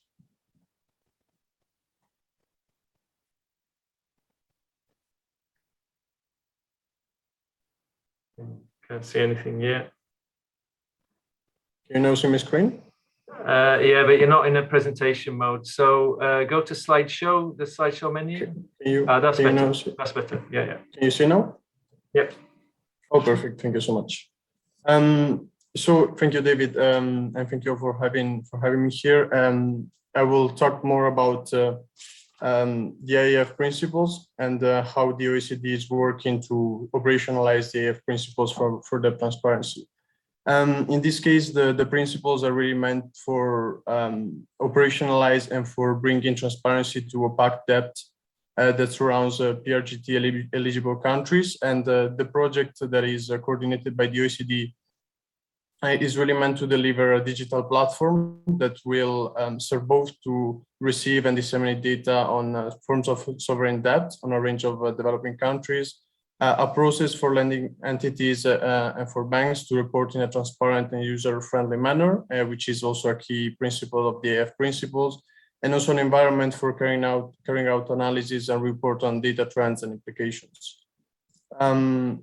In this context, the data platform is really meant to be designed with the users, and in this regard, we have also had many interviews to understand the point of view of the different users and entities that surround the platform. It is made to be understood and also to understand, the existing ecosystems and what surrounds the data platform and what are the actors, particularly surrounding debt and debt data. It is designed to be scalable and also for sustainability, but mainly it is a platform thought to be data driven. In this case, it also uses open standards, open data, open source, and open innovation. And the platform is really meant to be reusable and to improve data sharing. In this regard, it also addresses privacy and security as the protocols are securitized, and it is also meant to be collaborative between the different users of the data platform. I will start by talking briefly about the main entities that surround the platform and the initiatives. So we will talk about the reporting entities, the reporting hosts, and also the data users briefly. The main and the first, of course, entity is the reporting entity. And this consists of banks and all private lenders that report to low-income countries, that lend to low-income countries, that will report loan activity and financial transactions through an Excel template that is to be submitted manually with the possibility of reporting multiple loans through one file. And I will talk more in detail later about the data matrix and how it is generated through SDMX.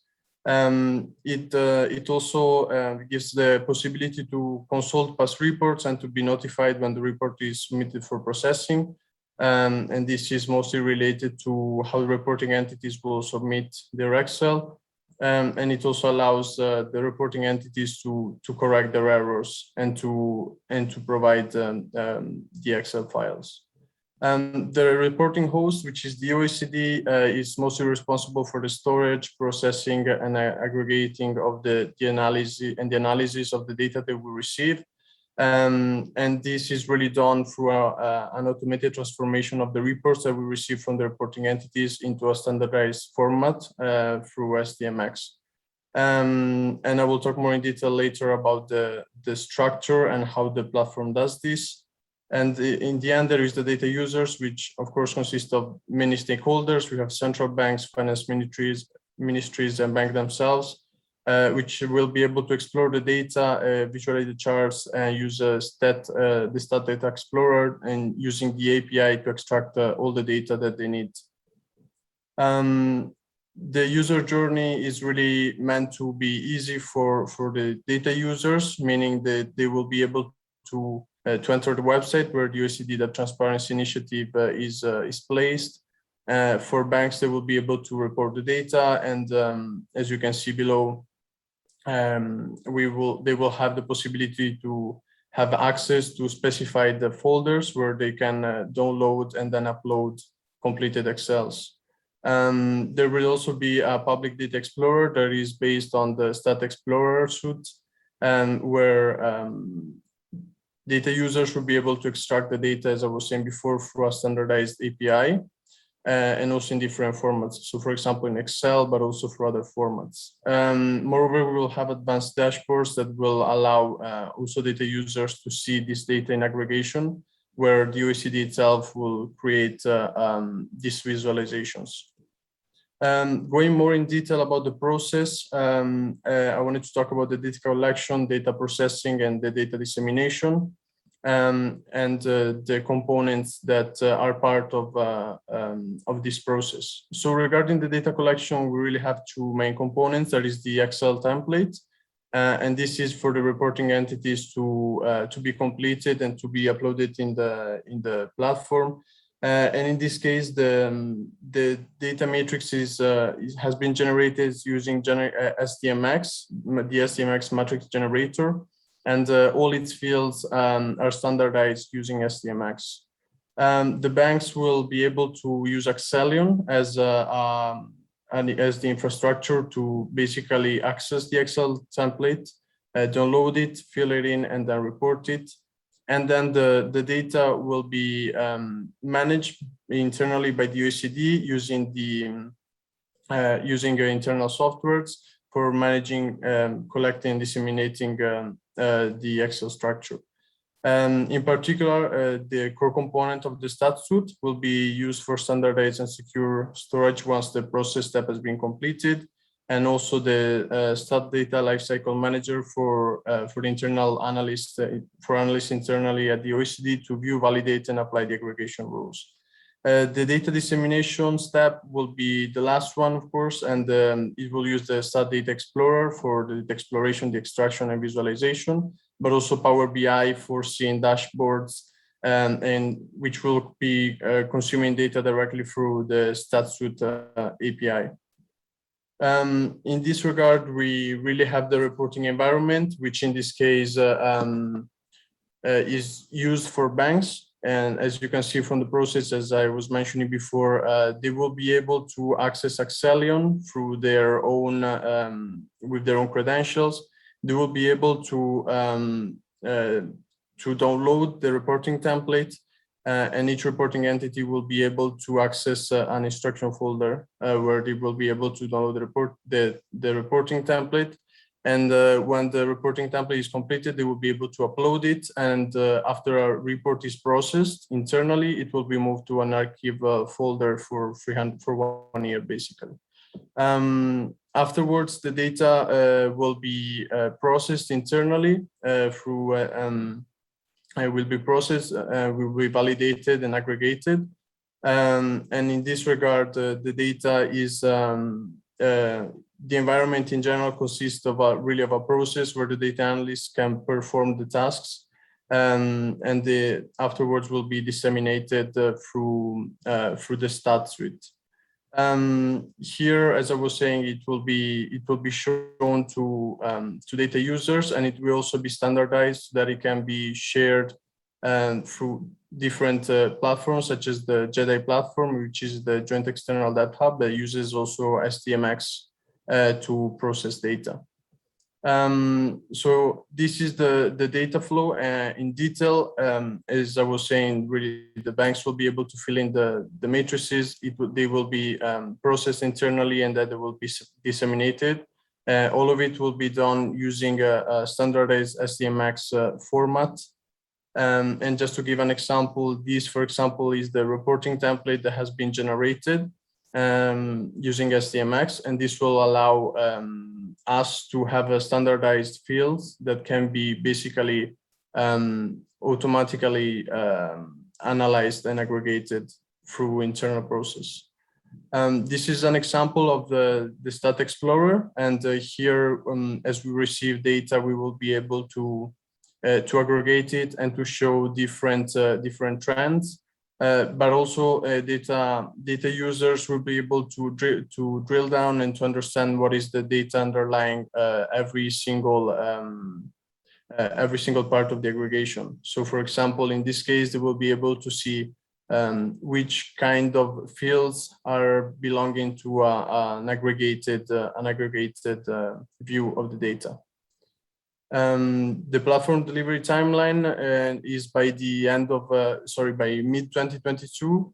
And at the moment we're trying to launch the platform live and to have the website up for receiving data from banks, but also for internal aggregation purposes.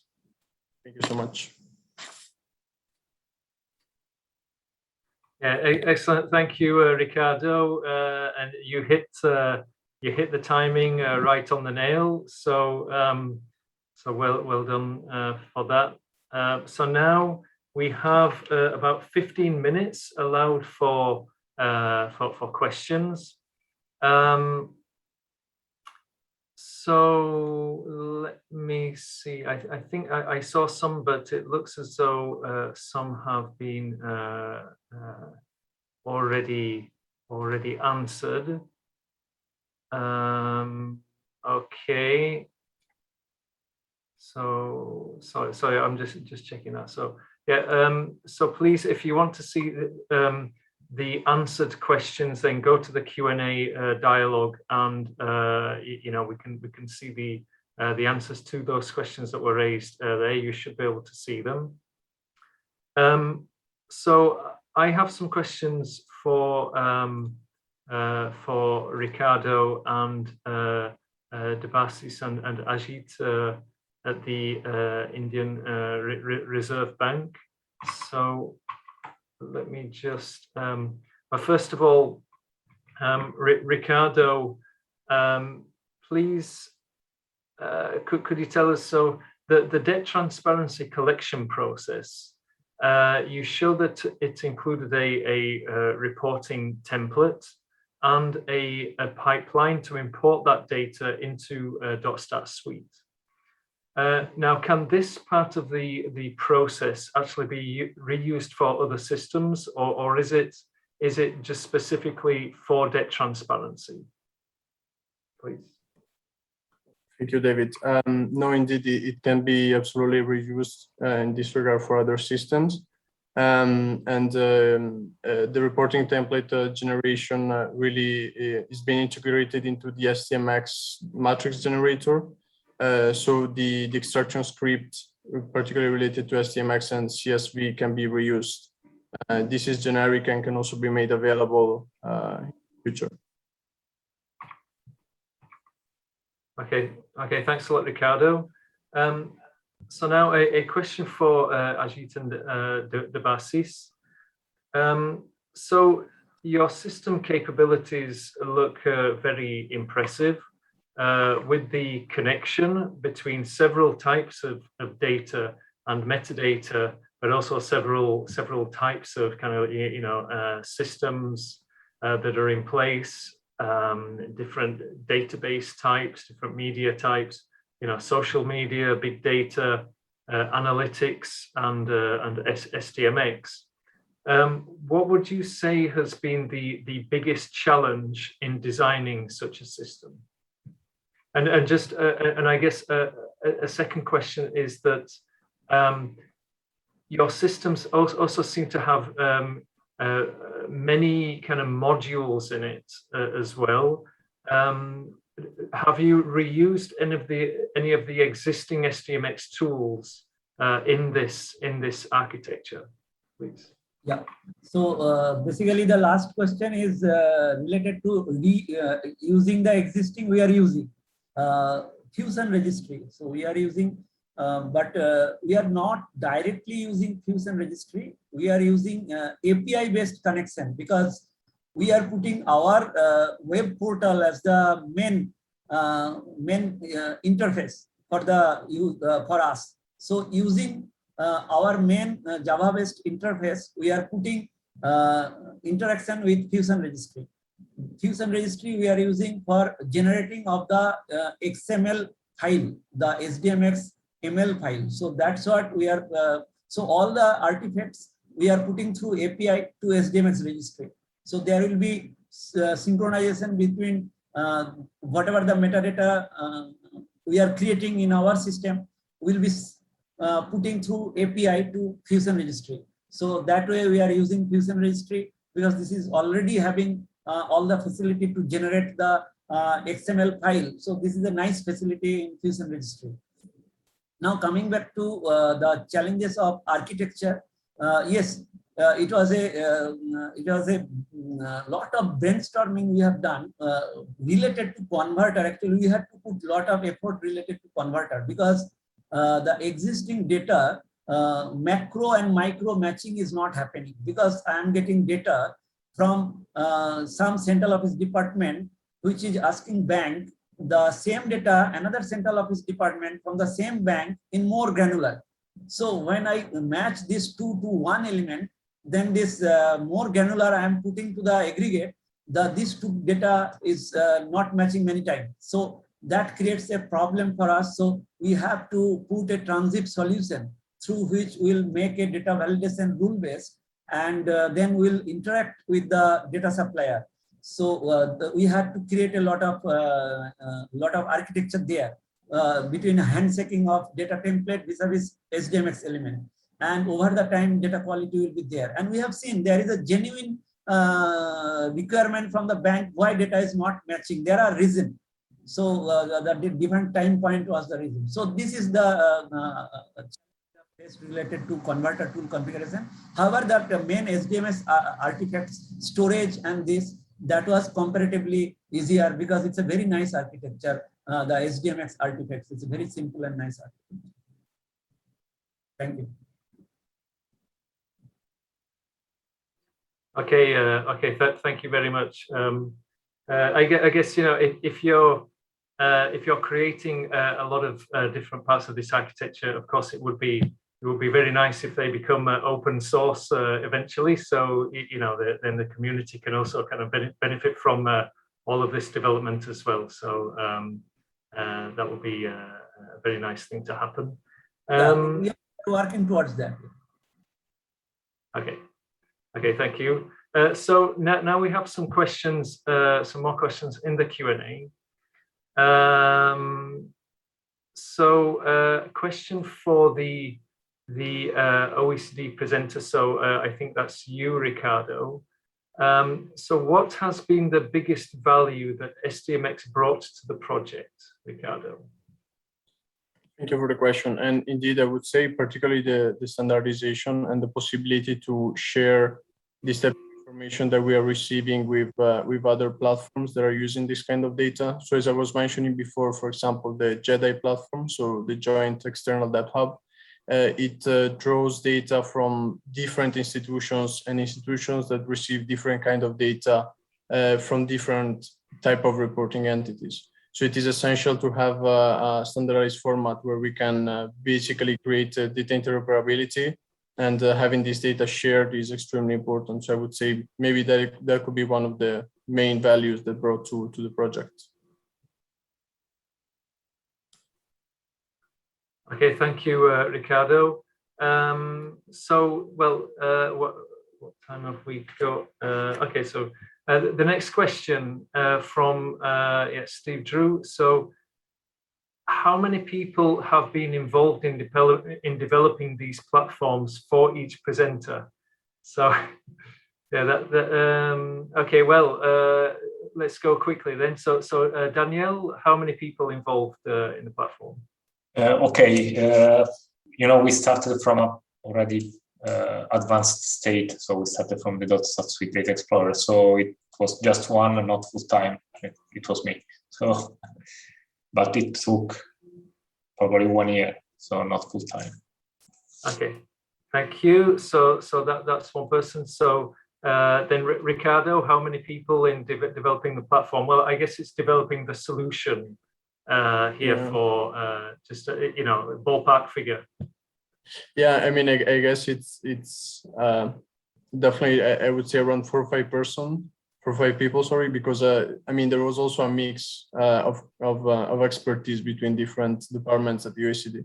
I would say working on the platform, maybe 2 or 3 people in maximum working on the platform itself. Yeah. Okay, thanks a lot, Ricardo. So, and then if I turn to my colleagues from the Reserve Bank of India, how many people would you say is involved in developing the platform, roughly? Yes, initially we started with 5, but now around 15 people we are there working in this particular module of CIMS. The module related to SDMX, around 15 people we are working. Okay, about 15 people for the SDMX part of the platform. I understand. Yeah. Okay. Thank you very much. Edgardo, you weren't talking about a platform, so I'll let you off of that question. Okay, so next question is more extensive training on these examples is possible for countries that are recently going to implement SDMX. So yeah, so I guess it is more extensive training on these things that are being shown. Is it possible for countries that are going to implement SDMX? Who should it? Well, Edgardo, can I bring you in here? Yeah, thank you, David. I would like to say something about this question because it's true that I didn't spoke about any platform, but I want to recall something that Jens said in the previous presentation, I guess, when we started his presentation talking about how difficult is SDMX. And he said something very smart. He said, no, the problem is modeling. What is difficult is data modeling, not SDMX. If you reach the right model, let's say in correlation with the SDMX information model, you win the match. But what is very difficult is data modeling. So regarding to this question, I think that the training should not be focused on one particular implementation. What our efforts in training has to be addressed to data modeling for SDMX, because this is where the real game starts. Yeah, thanks a lot, Edgardo. And there's a couple of things that I'd like to mention here as well. One is that there's been this idea floated of having a SDMX Academy. So having a more structured approach to giving capacity building on SDMX, which I think is a very good initiative. You know, we just had a week's training, but I think we really need to make this a kind of more regular thing.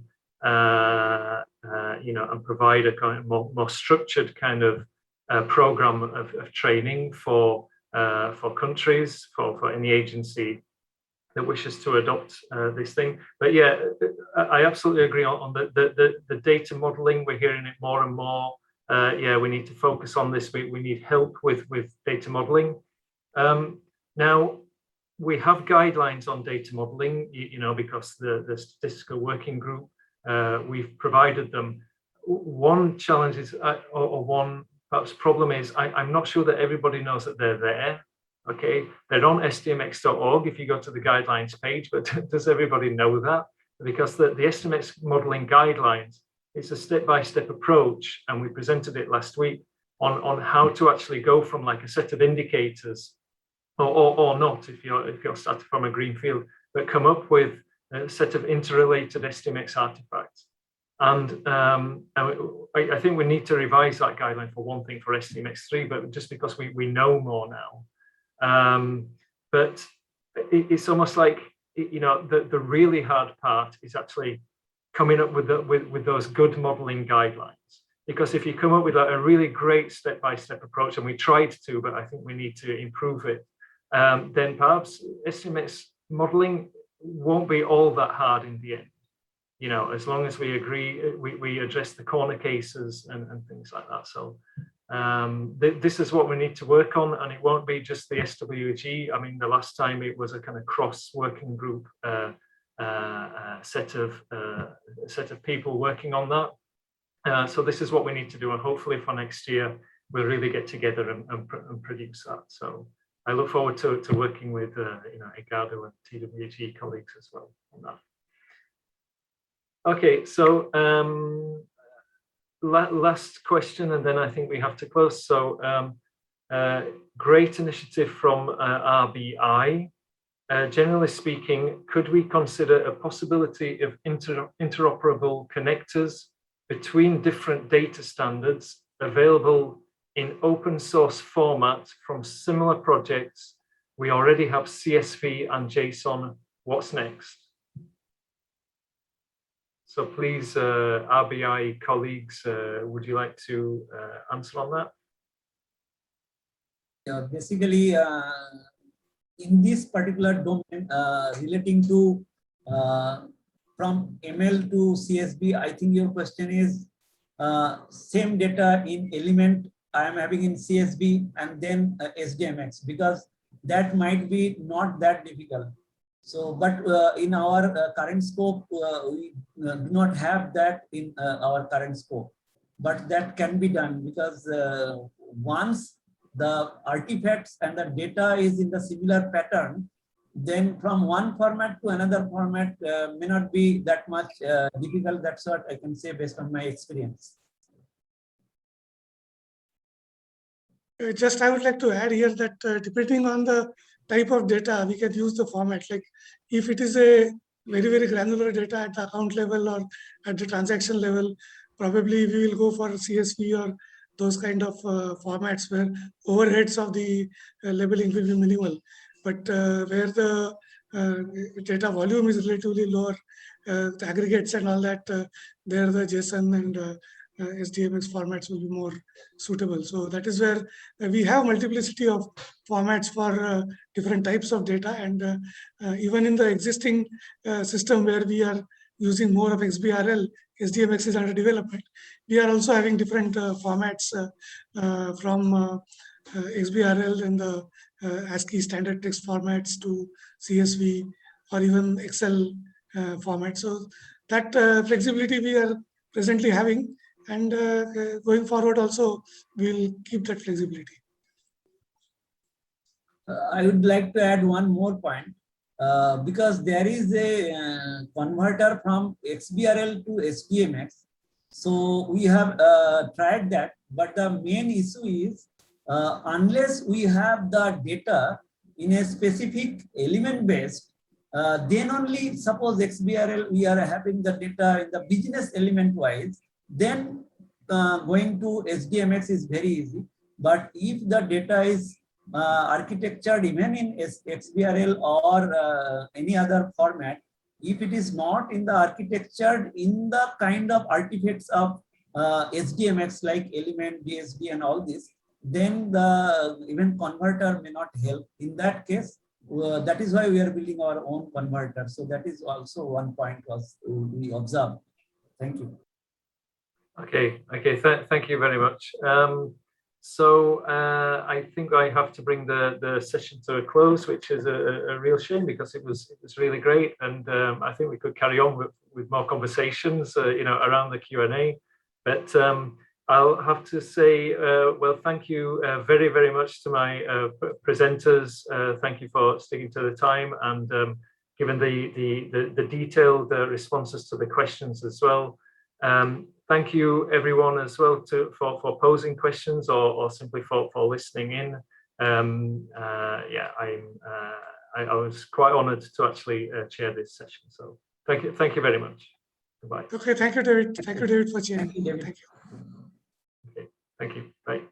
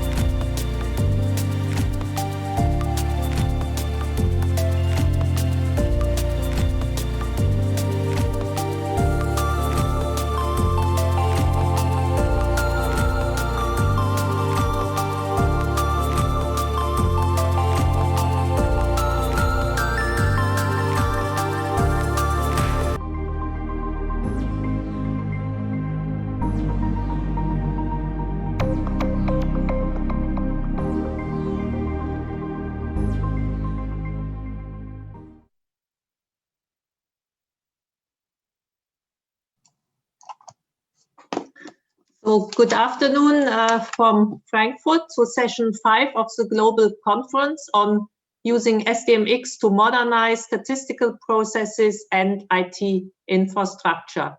Let me just introduce myself. I'm Caroline Willecke, Deputy Director General from the ECB, and among others in charge also of the, let's say, the standards around SDMX.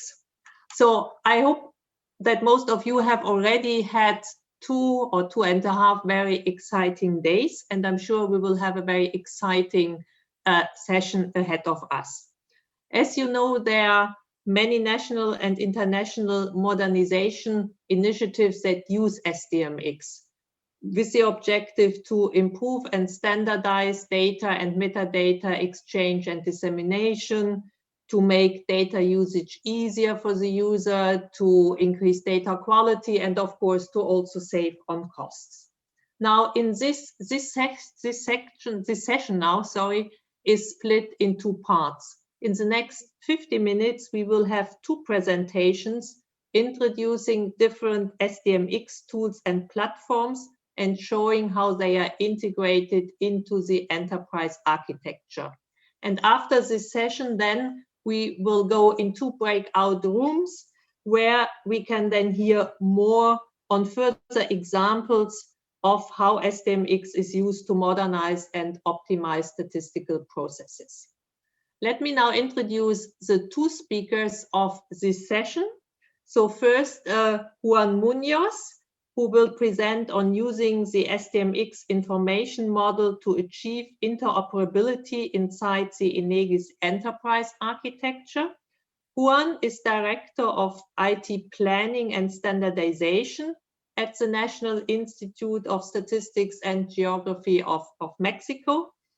He works on the strategy, governance, coordination, and modernization aspects of information and communication technologies. In addition, he is professor researcher at university. And he is for very, very long in the SDMX community. Actually, he is collaborating here since 2004, is member of the SDMX technical working group, which he chaired also for 4 years, from 2017 to 2020. And currently he is leading Task Force 5 on SDMX and other standards. Then the second speaker is Slatina Hofmeister, who is team lead economist statistician in the Director General Statistics in the ECB. And she is also around in SDMX for quite a while, since 2012, where she worked first on the business side on the DSDs for national account and balance of payments. Currently, she is part of the SDMX Statistical Working Group, the technical group maintaining the global DSDs, and the SDMX Task Force for international data sharing. So we are in the good hands of 2 very experienced speakers. And let me give the floor now immediately to Juan. And please, as previously, put your questions in the questions and answer session. We will take them after the second presentation. Juan, the floor is yours.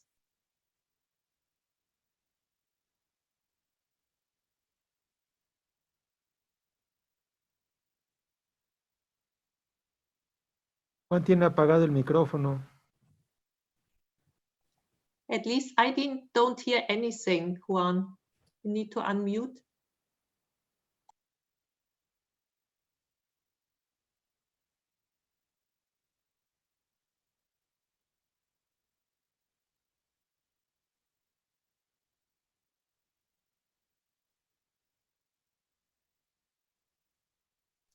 Okay, can you hear me now? Yes, now it works. Okay, thank you, sorry. Okay, thank you, Caroline, and greetings to everyone.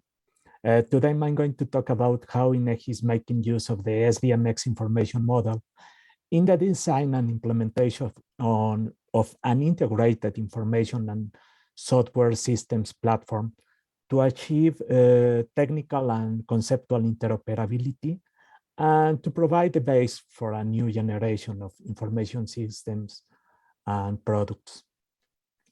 Well, Let me begin by talking about the Togaf enterprise architecture reference model, which represent, between other things, a logic where we go from the process to the technology, and not the opposite.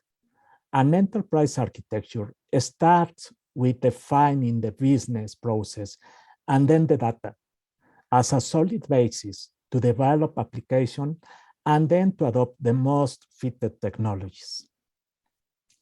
INEGI has adopted as a reference model for the business layer of this architecture the generic statistical business process model, the GSBPM, which have been adapted to fulfill the institutional needs, basically generating a lighter model. The adopted model, which we call a model of the statistical and geographical process, is now mandatory for INEGI in a form of a technical norm to produce statistical and geographical information. To support the model, we have created a system called P-tracking, meaning process tracking. This is just a model of a more extensive platform, but this model is intended to manage and record the outputs that serves as evidence of the execution of each of the phases of the information production process. As a natural result, the information systems are being aligned to produce this evidence. By now, the system provides a graphical user interface to upload the evidences, but its architecture, which is service-oriented, provides an API to directly connect all these systems and streamline the process. Now that we have advanced on the way to standardize the process and following the logic of the enterprise architecture, we need to address the data and metadata we produce and disseminate. While we produce the statistical and geographical information, it is required to include the structural metadata to explain the observation and indicators. Also, we must document the reference metadata that we need to manage the process and to build confidence in the information products we are generating. We cannot make use of any datum or metadata item that we have not created. It's not a question of magic. All the metadata that we'll be using for dissemination must be planned from the beginning, because they will be generating during the whole process, not just at the end of it. The SDMX information model can accompany us to create the artifacts that we will need during the collection, exchange, and dissemination of the information. Like many statistical offices, since some time ago, INEGI has been working on systems that integrate information from different domains. But the specialized data sources designed to fit those systems add complexity to make the information flow. It is very common to have information tools and process to make the information fit in the systems, but information is more insulated. We have different projects, most of them with their own conceptual definitions and classifications. Maybe we are still having a lot of silos, with the difference that they have become bigger and are mixed in the same buckets. With the evolution of information technologies, we have created tools that can use information from different sources. Data virtualization and data lakes are popular technologies, bringing the promise to unify all our data sources. But the connections that we are creating in this way may be only apparent, because in the end, we are putting together concepts that look similar, but they have different meanings. In order to create a real integrated information environment, we need to start by agreeing on the concepts and the classifications that we use. This conceptual link is key to have real data integration and to have common information services and real usable systems. The SDMX information model and the whole logic behind the standards provides instruments to define concepts and share them between projects. The way the cross-sectional or cross-domain and the global artifacts are defined provide a path to agree on the concepts to design better data and metadata models. Edgardo told us just a few minutes ago that this is the difficult part, but it's a key part defining these improved models. Additionally, mapping provides a way to continue using the existing data sets when we are migrating to new standardized structure. We are not stopping any institutions to do that. The areas at INEGI are still producing information, and maybe it will take time to transform to a new data model. In the way, we'll need to provide a path to keep this information and to integrate them to the world architecture. And well, we all know that extra work means extra resources, and all of us want to reduce the effort. So it will be natural to, if we provide a good architecture, a good conceptual architecture, to bring the projects, the data information sets to this data architecture.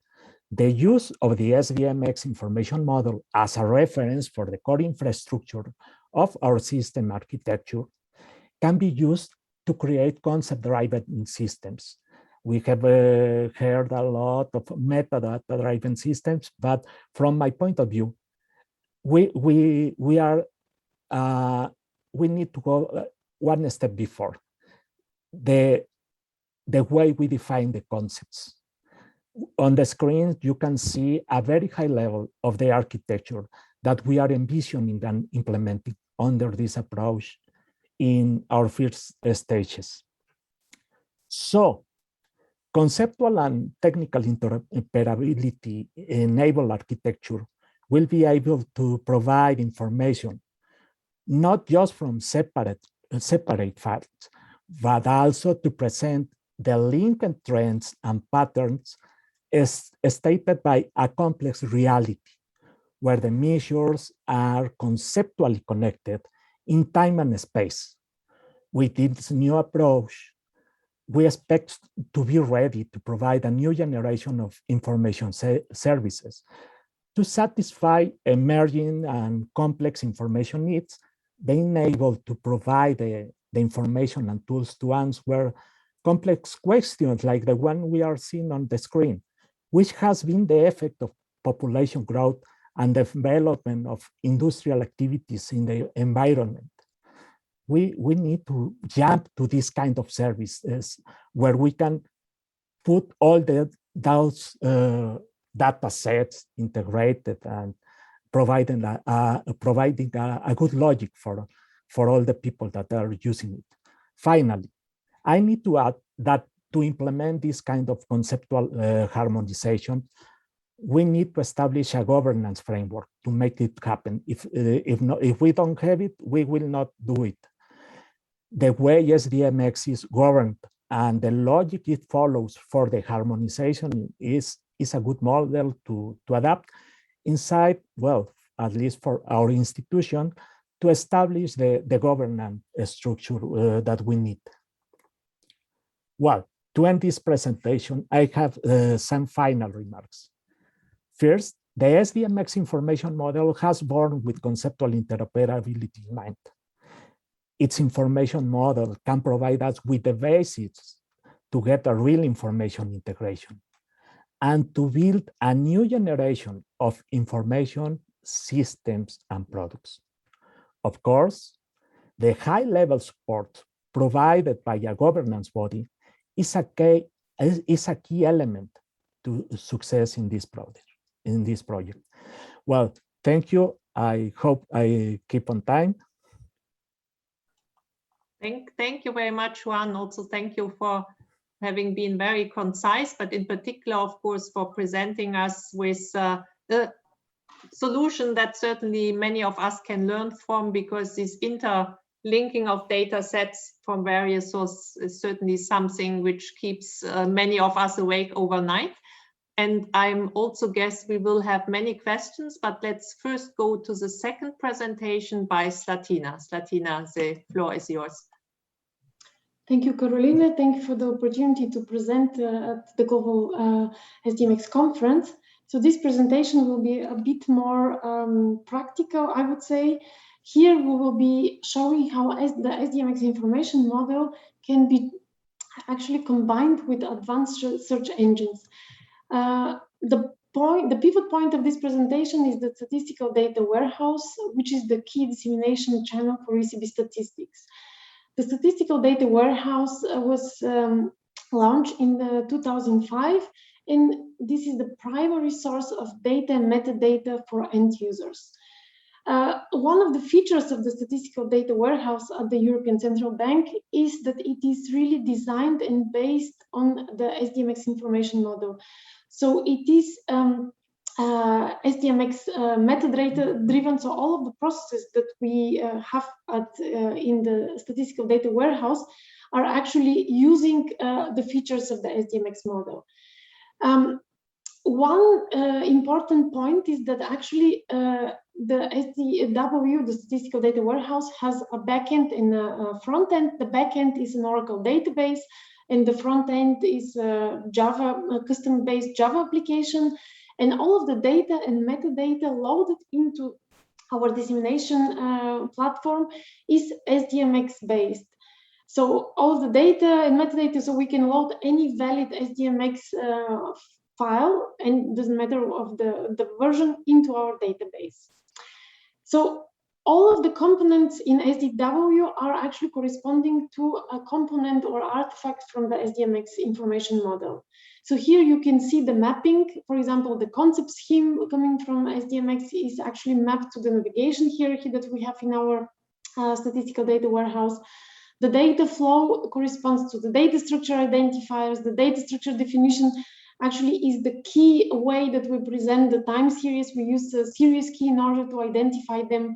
The code lists are translated into the filters that we're using in order to filter for the data, and so on. So it's quite important that actually we are using the SDMX features in order to make them available to the end user.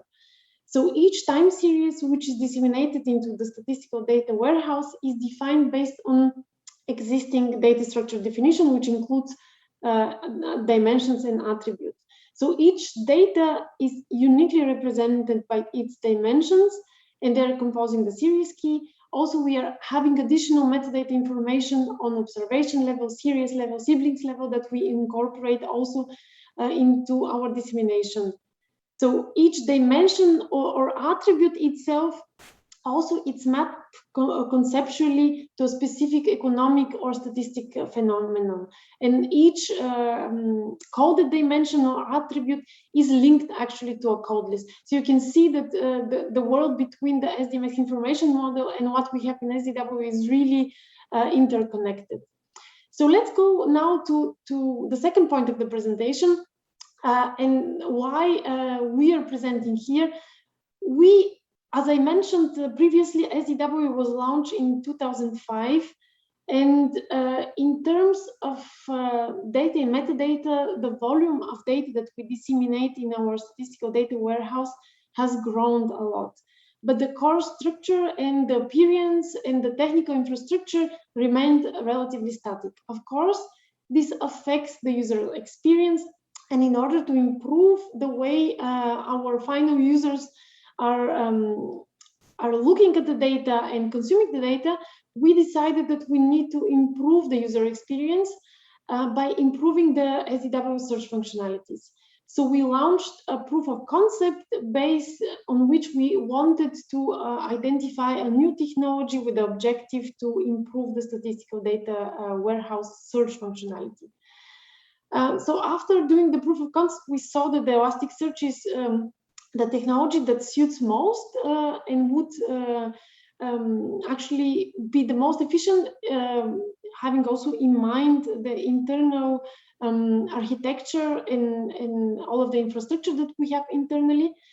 So how Elasticsearch how could we use Elasticsearch in order to improve the data? So we have to ask ourselves, how do we find data? In order to find data, what do we need? Of course, in order to find data and be able to allocate the series that each user would like to use, we need to have enough information describing, identifying this data. So what conceptual information is necessary to identify and describe the data?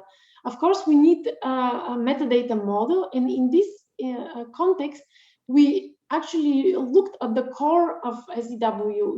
We used the SDMX information model as a core model, and also we based actually the feature of Elasticsearch in order to use all of the features that we have in SDMX. So all of the contextual information which we have in SDW is stored in the metadata, and our metadata is using the SDMX information model. So I will give you an example. So let's take, for example, the most commonly searched term in SDW, for example, inflation. So we have different metadata information here. So we know that the inflation rate is disseminated into the data sets, which is called indices of consumer prices. And this data set is using a specific data structure definition, which is called TCB-ICP. And this data structure definition is composed of different dimensions and attributes. We have the frequency defining the series, the reference area, the adjustment, and so on. We have different attributes on observation level, on series level, and siblings level that are bringing even more information regarding the data itself.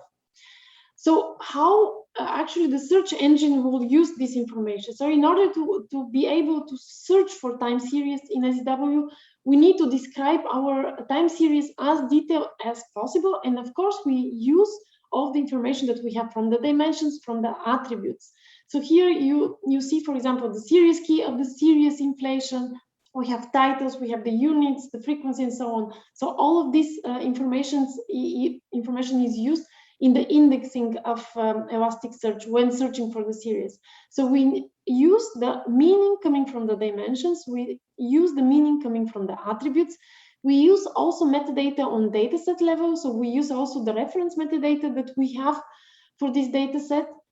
Additional things in order to boost a bit the results, actually we use additional information which is not part of the SDMX model, which are very specific to our dissemination platform, and this is the appearance in publications. So here you can see that we have a list of publications which are listed. We have publications like the Economic Bulletin or Statistics Bulletin. These are all official European Central Bank statistical publications, and we are boosting the results from the search with weighting based on the rate in which a series is occurring in publication. This, of course, improves the precision of the search output.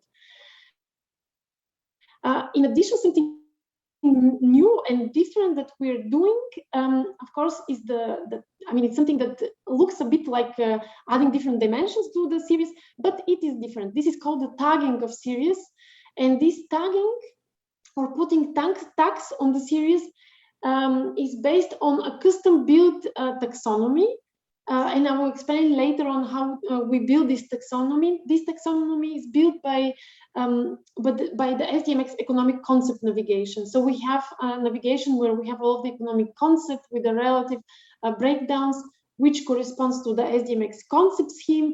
And each and every time series which is disseminated on our dissemination platform is located under this economic concept navigation. So actually in this way, we are able to tag any time series that is disseminated in our data warehouse. This is actually a quite time-consuming exercise, and in order to automate it, we decided to use the SDW taxonomy, this custom-built taxonomy using the navigation, because in this way we are quite sure that all series disseminated will be located into the different tags.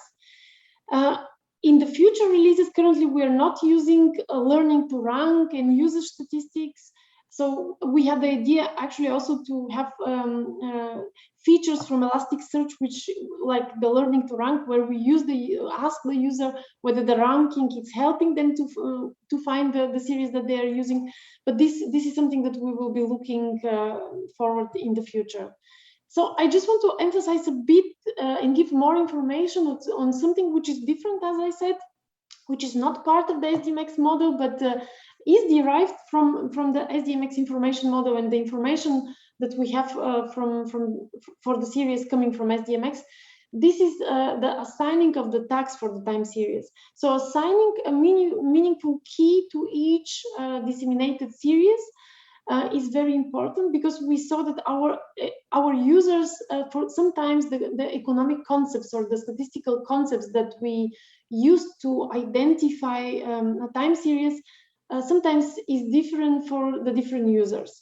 Users which do not have, for example, official statistics background, for them the terms that we use in statistics to identify a series maybe are foreign and they don't understand it. So we wanted to help users which do not have a prior knowledge for data structure definitions, concepts, and codifications. And in this respect, we introduced the tags, which we extracted from actually the navigation schema or the concept schemes naming, but also we extracted by using the dimensions and attributes naming. So we used a bit of a more, how to say,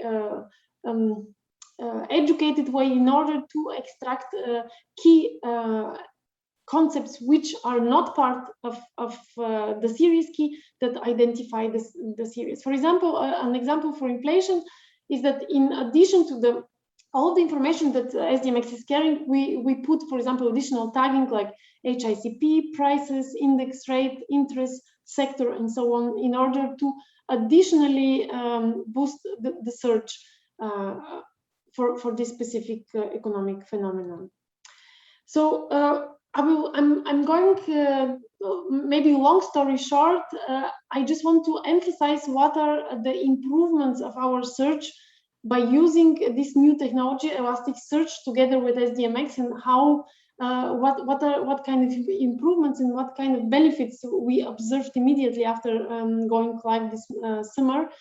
So first of all, the timely results. So we have 3 times faster search output than what we had previously. And previously we were using Postgre search functionalities, which are default in Oracle. So Elasticsearch heavily relies on file system cache, and this makes really the search extremely quick. In addition, we have also intuitive search, so we don't need to have a prior knowledge of codifications, as I mentioned, because in case a user do not understand the statistical term, they can rely also on keywords which are defined separately. Also, we have a compact presentation of the results. This I did not mention, but I just want to tell here that we present the data a bit differently. So any time series which is actually searched for as an economic phenomenon is grouped for countries, because at the ECB we are disseminating a lot of data for our member states. So each of the series that we have, it's actually multiplied for all of the members that for which we collect data. So this compact presentation also increased actually the user experience, or improved the user experience of the search. Last but not least, we have increased precision. As I mentioned previously, we are using all of the metadata on series and dataset level that is coming from SDMX. In addition, we are using also the tags, but we are also boosting the results in appearance in publications. So this, of course, increases the precision and makes the results much more relevant for the users. We wanted to focus the attention of the users at actually the most important series, which with high probability are used in our official publications. And here I want to mention final conclusions and remarks. So one important message is actually data model via SDMX information model is actually can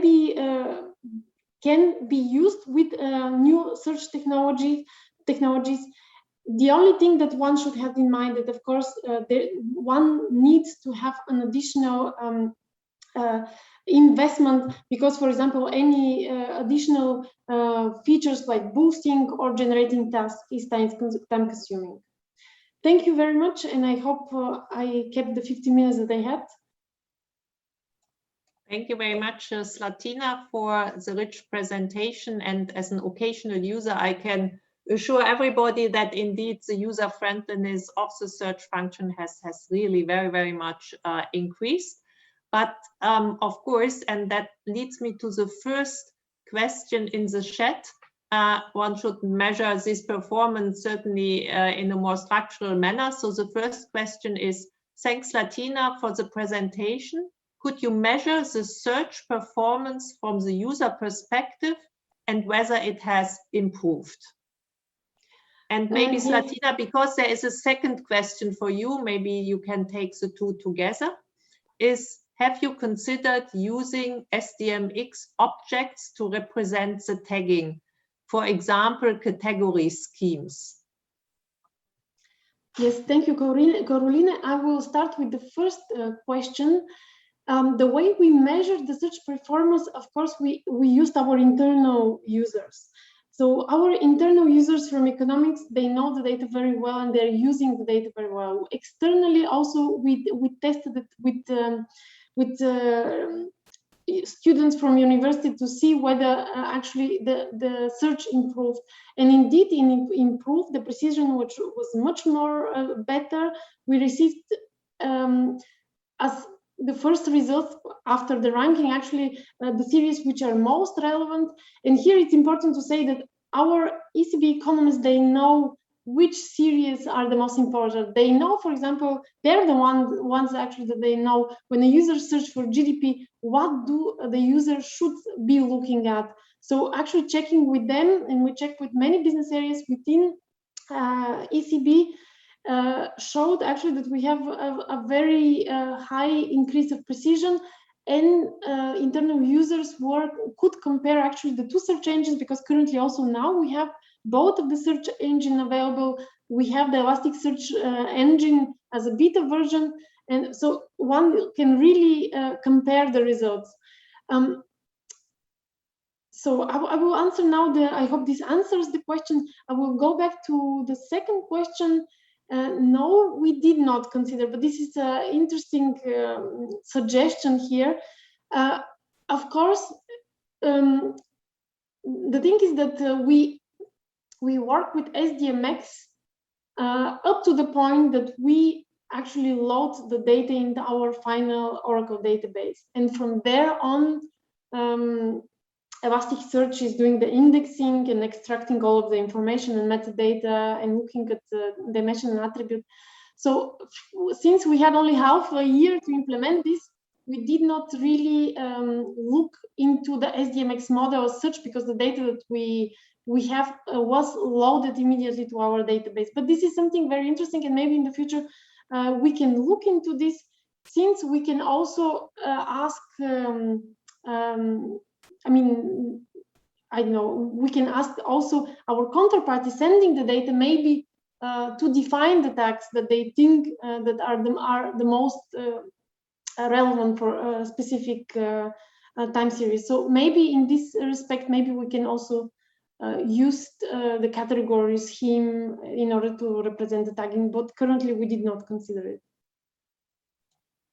Thank you very much, Slatina. So we have still a couple of minutes for questions. So please, colleagues, I think it's great. We have 234 participants. I'm sure that there are some which have questions on either of the presentation. And yes, there is one. So question for Juan.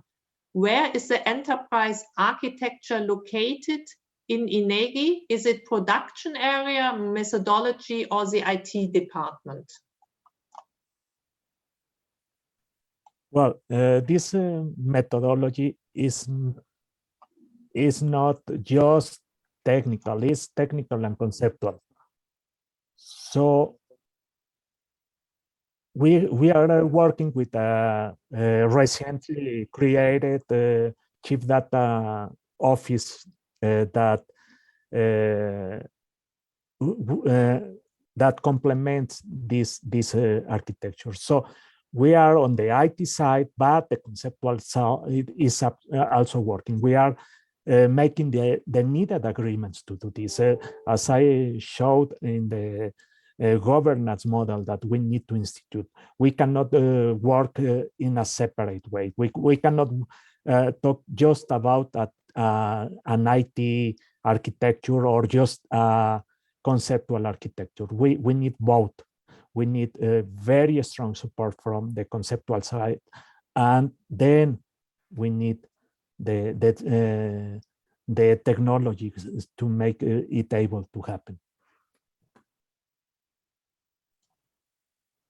Thank you very much. And there is another question for you, Juan. So Juan, many thanks for the insightful presentation, positioning SDMX information model and its governance at the heart of your enterprise architecture. You emphasize the importance of mapping as a way to manage a progressive migration of legacy information systems to progressively adopt the new models. Do you have a way of representing how this migration processes over time, and what the success factors based on your successful migration so far? Okay, thank you. Well, the first part is that, okay, we already have implemented the GSBPM, and we are collecting all the evidence from the phases of the statistical and geographical production process. We have that. Now we have heterogeneous evidences. So right now we are working on developing the new regulations to improve metadata, and in this way we are working together designing the system, and of course we are in the first stages of implementing the system that will be managing the reference and structural metadata for the whole process. After that, we are going to integrate the data. We think that these two parts are needed on this way, because right now we have the need, well, the conceptual side has the need to adopt better information standards to improve the quality of the services that we deliver. Okay, many thanks, Juan. I see that there is another colleague wanting to ask a question, Arlindo, but I don't see anything. Arlindo, could you write it down? Let's just wait a second, because this would be the last question. Okay, there seem to be let's say some difficulty. So let me take the opportunity for curiosity, Juan, because you were describing that you use the SDMX model, so to say, from reception of data to dissemination. Are you also using the same metadata structure during the whole process? Because we have discuss different models, and of course there are pros and cons. So I would be curious on how you are doing it. Well, let's separate one thing. One thing is to use the information model, the SDMX information model that has all the elements that we need to harmonize the concepts, and you can see all the instruments, all the artifacts that have been described by the information model, and all of them can be adapted to an internal architecture. So we can have first the conceptual schemes for the different domains, and organized for the different domains. Let me be more precise on that.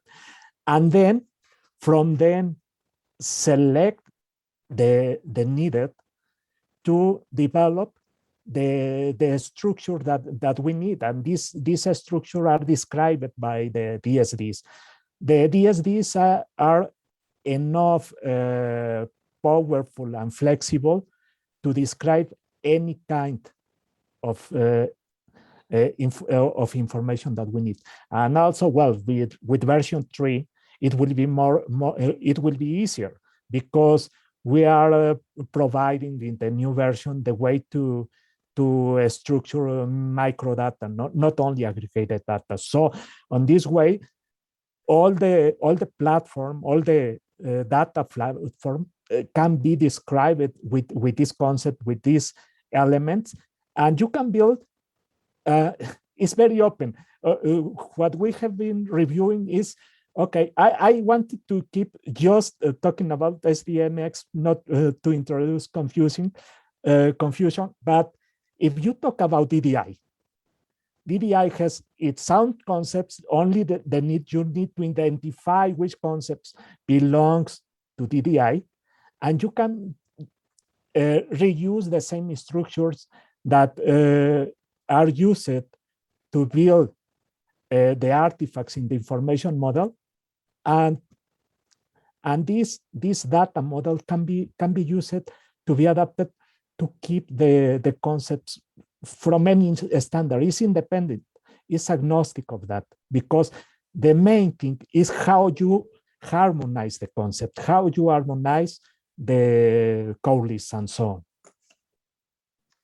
Thank you very much. I don't know, maybe you can try to answer in 2 sentences only. What is the role of GAMSO in implementing enterprise architecture? But very short, because we need to come to an end.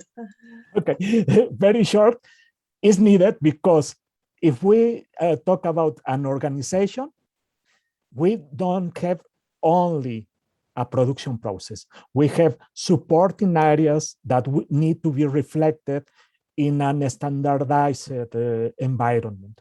So for the architecture, for the enterprise architecture, GAMSO is a key on this. I didn't mention it because I wanted to keep, again, very, very precise on this, but it's very important. Thank you very much. And I think you also mentioned one important thing in your previous answer. I think we now heard really about modernizing statistical infrastructure processes with the current SDMX. But of course, this global conference is about using in the future and implementing SDMX 3.0 so that it will even become easier to further optimize, so to say, statistical processes. And I'm really curious already what in 2 years' time we will hear about the first experiences in that regard. But that now brings me to the breakout sessions. And for all of those of you who want to stay in session 1, please simply remain in this call. And for room 2, there will be a posting of the link. Actually, it is in the chat to all attendees and panelists of this session. And with this, thanks again for everybody. And indeed to the OECD colleague, we will come back to you, Slatina, and myself on your question. So, and have a good continuation in the breakout rooms. Bye-bye.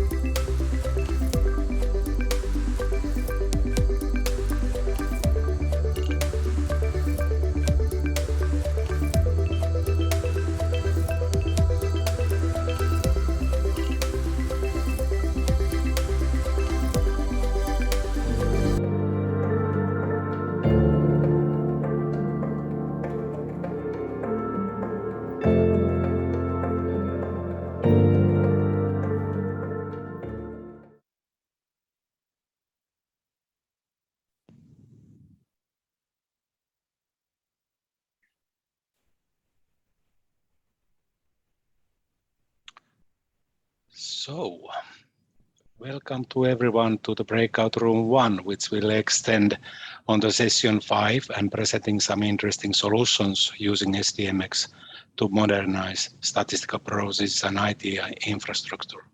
May I ask if you will hear me and see me well? Thank you. Somebody? Yes, we can. Thank you very much.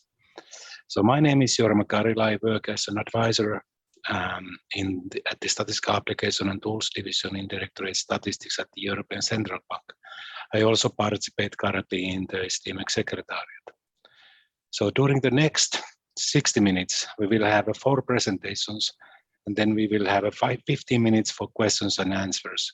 You can write your questions using the questions and answers functionality you are already familiar by now. And I suggest that you actually start writing the questions when you get the presentations made by our great presenters. So we could move now to the first of the presentations of the series of the presentations today. This presentation will be provided to us by Abdullah Ghossalu, who is a statistician at the United Nations Statistics Division. He has designed and developed many statistical information systems, and for the last 10 years has focused on SDMX and capacity development projects with national statistical offices. Abdullah is a UNSD's focal point on the SDMX and coordinator of the working group on SDMX for Sustainable Development Goals indicators. We do also have 2 other presenters on the first one. Jennifer Park, Dr. Jennifer Park, who is a senior project officer for the Committee on National Statistics of the Division of Behavioral and Social Sciences and Education. Prior to joining NAS in March 2021, Jennifer served as a consultant for the World Bank to improve the transparency and accessibility of the Sustainable Development Goals. She has also led the UN Economic Commission for Europe's statistical policy initiatives for the Sustainable Development Goals and much more. She has earned her PhD in demography from Brown University and completed postdoctoral study at the Harvard University. Then we will have Brock Fanning today, who is a data scientist at the Center for Open Data Enterprise. His work focuses on supporting the Sustainable Development Goals through the open source development and training. In collaboration with UNSD and World Bank, Brock has developed computer-assisted authoring and translation workflows for reference and structural metadata based around the SDMX format. Brock is also a web architect contractor and a lead developer for open source projects, such as OpenSDG, SDG Build, and SDG Translations. Dear colleagues, without further ado from my side, the floor is yours for the next 15 minutes. Thanks very much, Jorma. And I cannot see if Jennifer is with us at this session. I hope she is. But let me give a quick word of introduction. So this is the second presentation I'm doing today on reference metadata. And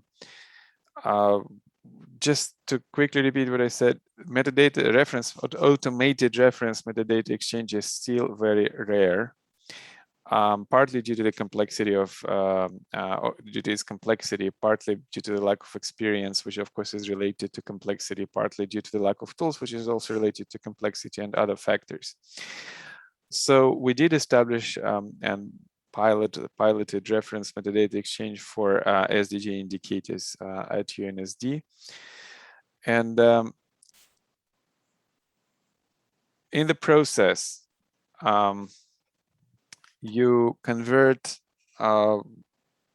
source reference metadata, which is typically held in Word files. The first step is always to convert it to a machine readable format, in this case SDMX. And this process has brought very significant side benefits, one of which is the possibility on the great facilitation of computer-assisted translation. And this is such an important side benefit that you could consider it actually one of the main benefits. And with that, I would like to pass it to Jennifer, who I understand is on the panel, but we still cannot see her. So Jennifer, please go ahead and share the presentation, and it is with you now.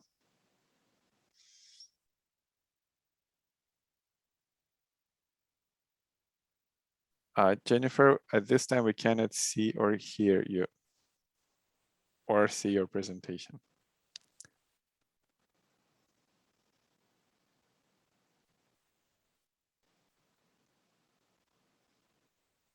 Okay, it appears that Jennifer is having technical issues.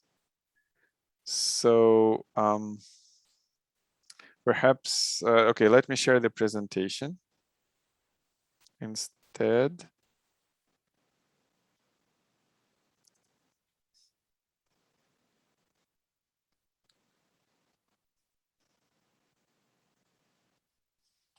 And then I will start it. I hope that Jennifer can join. Jennifer, when you can join, I think that Jennifer has joined as an attendee, and she can. I would be grateful if she could be moved in as a panelist so that she could take over as presenter. All right. So why do we need to translate statistical reference metadata in the first place, or structural for that matter? To support the statistical capacity of national statistical offices, engage with the local public, which of course is not always multilingual. And it also facilitates user feedback, which improves accuracy. So in the case of the SDGs, the translations were requested by the countries. It came from the demand side. Yeah, but what are the challenges then? The thing is that structural and both structural and reference metadata, it can be very large and very complex, and it has rich text, of course, in the case of reference metadata. So in the case of the Sustainable Development Goals, we have approximately 259 reference metadata files, which number has probably grown since it was written. And each file is about 6 pages. So the language is very technical. You got tables, you got formulas, equations, you got graphics, and this is and on top of that, which is probably more specific to the SDGs than other domains, the reference metadata are updated very frequently, sometimes several times per year, even for a particular indicator. So traditional methods are not only time-consuming but also quite expensive. And what is often not considered is that the one-time cost of the initial translation is very far from the most important component. It's the cost of maintenance, continuous updating and translating the metadata. This is where the the devil is. In addition, with so many files, the versioning can be very difficult to manage. So Jennifer, I understand. Oh, Jennifer, please go ahead. Yes, Abdallah, my apologies. I had difficulty with the link. And of course, you did a wonderful job. Let me just intervene for a moment. I am Jennifer Park. I served as a consultant to the World Bank when we launched this project. This project, as Abdallah has described, is innovative use of SDMX, an application to an urgent problem that we were hearing from countries participating in the SDG process, calling for translation of metadata. And this, as we will describe for you, what began as a very small pilot study was able to be expanded and extended because we applied the many benefits of SDMX to this problem, to this issue. And in the process, I think that we really enjoyed our collaboration, and we've been able to achieve much more efficiently than we had initially anticipated. So with that, I won't review again what Abdallah has shared with you, but I can tell you that we had this initial challenge to manage many complex and continuing to evolve metadata files, to work with many hands, many translators, and a need for applying very structured concepts to a number of data fields, and SDMX was able to deliver on those aspects. So our initial solution to our translation effort for the SDMX project, or excuse me, the SUG project, was to leverage computer-assisted translation. So we knew SUG metadata is so voluminous, so many indicators, metadata files changing repeatedly. We really needed to think differently. And instead of using traditional translation methods, we began a pilot to see how we could apply computer-assisted translation methods to increase the efficiency of our project. It's important to note that this is not an automatic process, it's an automated process. We continue to rely on human translators to correct and adjust translations that are suggested through the software that we use for our project. We considered several of them, but for the purposes of our pilot, and now I'm glad to say we're in phase 3, we have selected WebLate as a particular method. I think we can go on to the next slide. So as I mentioned, we had a great number of complex metadata files. We had a innovative application of computer-assisted translation services to manage and all of these translations, but we still needed some additional help. We needed a way to be able to easily move among these many files for translation, to focus specifically on particular concepts to facilitate the translation process. And this is where SDMX really allowed us to expand our effort and to make it more efficient. So with that, I will transfer the slides to my colleague, Brock. Thank you, Jennifer. And thank you to the SDMX Global Conference for the opportunity. I'd like to go over the various ingredients that are required for this translation workflow. The first thing that you need is a development platform. A couple of examples of popular development platforms are GitHub and GitLab, both of which are free to use and web-based.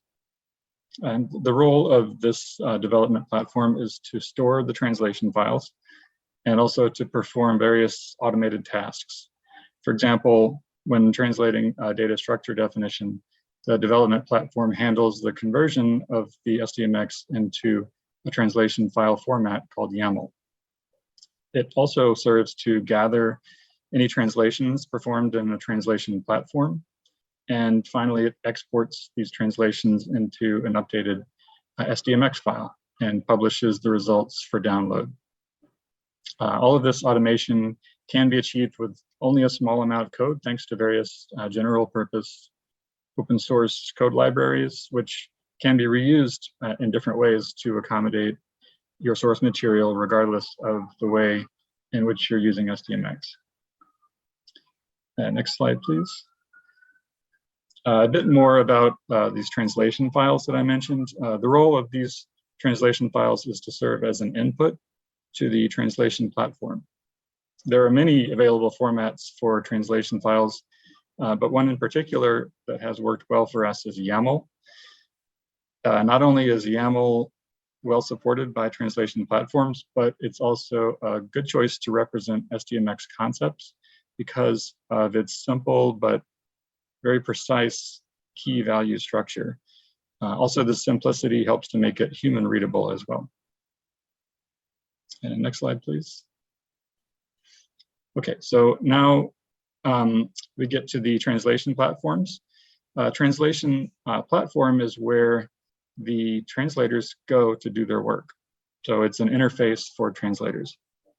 A couple of examples of platforms that work well for this purpose are WebLate and TransFX, both of which offer free plans for open source projects. These are web-based platforms. They're designed first and foremost for translators. So all of the features that they offer are intended to make life easier for translators. Critically, these platforms also integrate with the development platforms that I mentioned earlier. And they do this by integrating with the version control systems. Among the features that they offer is third-party machine translation services, where the translator can effortlessly see and use translations that have been performed by Google Translate or Microsoft Translator or similar services. Next slide, please. So even if machine translations are used as a starting place, human translators are absolutely necessary in order to ensure accuracy and consistency.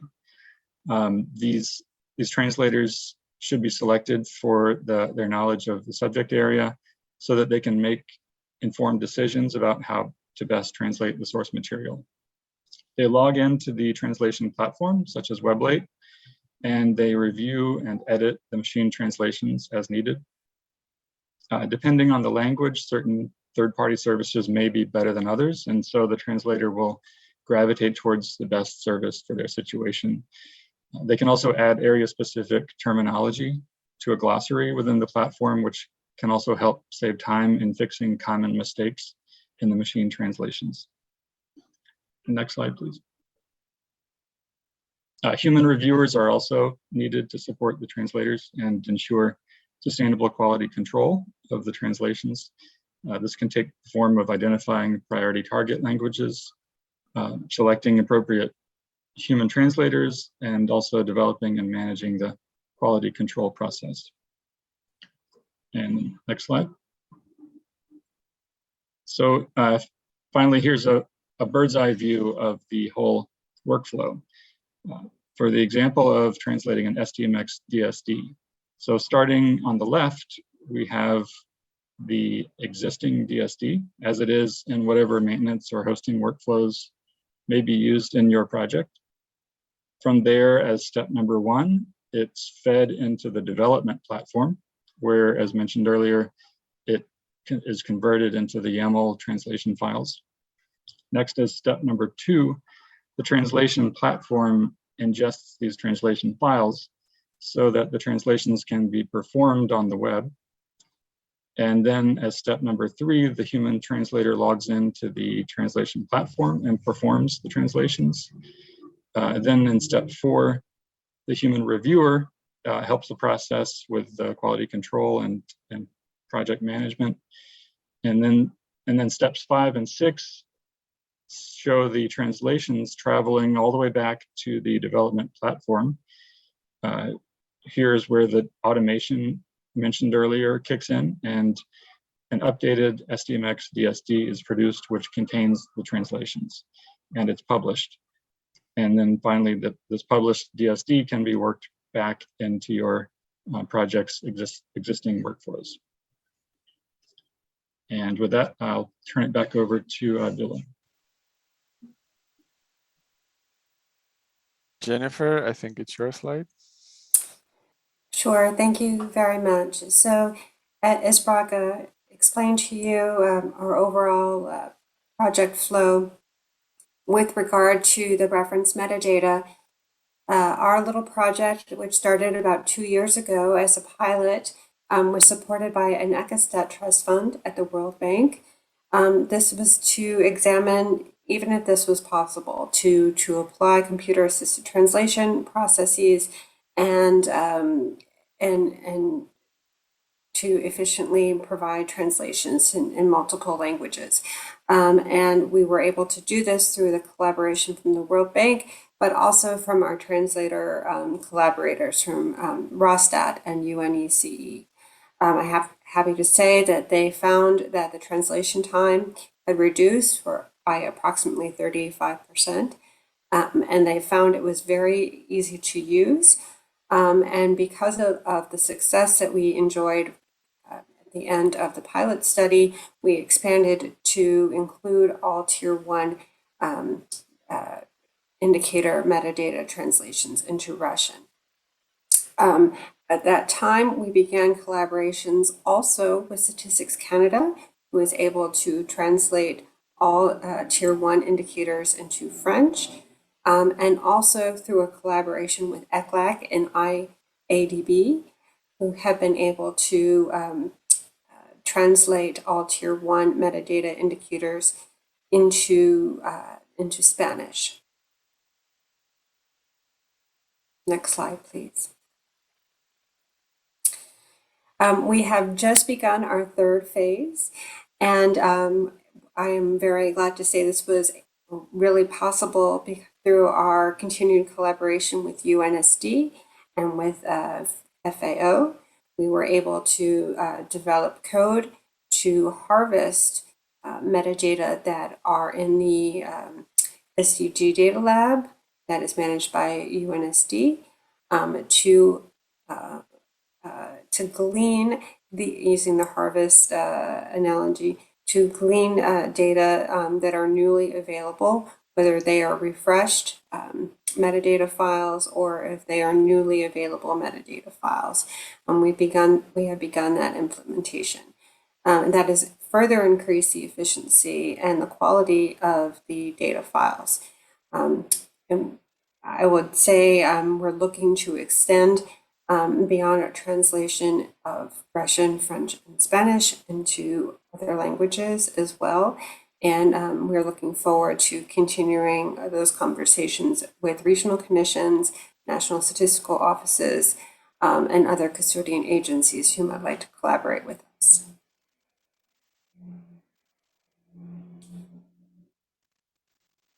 Okay, Jennifer, I think I will step in now. So the project that Jennifer described,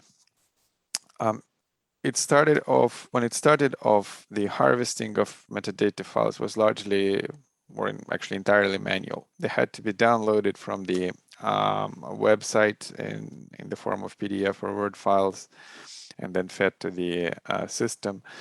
And the files being Word files were unstructured. So the system relied on certain headings and such to identify the pieces that had to be translated. But then, since the switch to SDMX occurred, the process has improved. And you know, as Jennifer described, I won't go into detail again.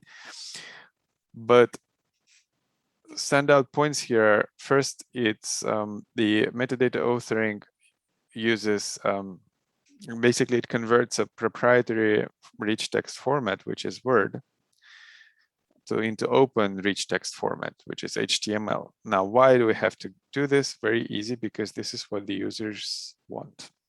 This is what people want. They want to complete rich text using Word.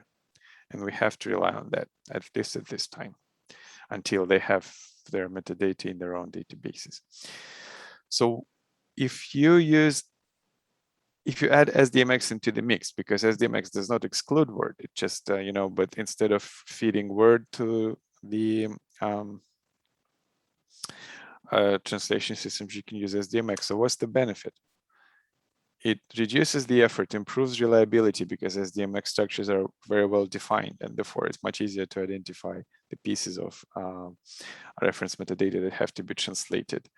You no longer have to follow the formatting and layout.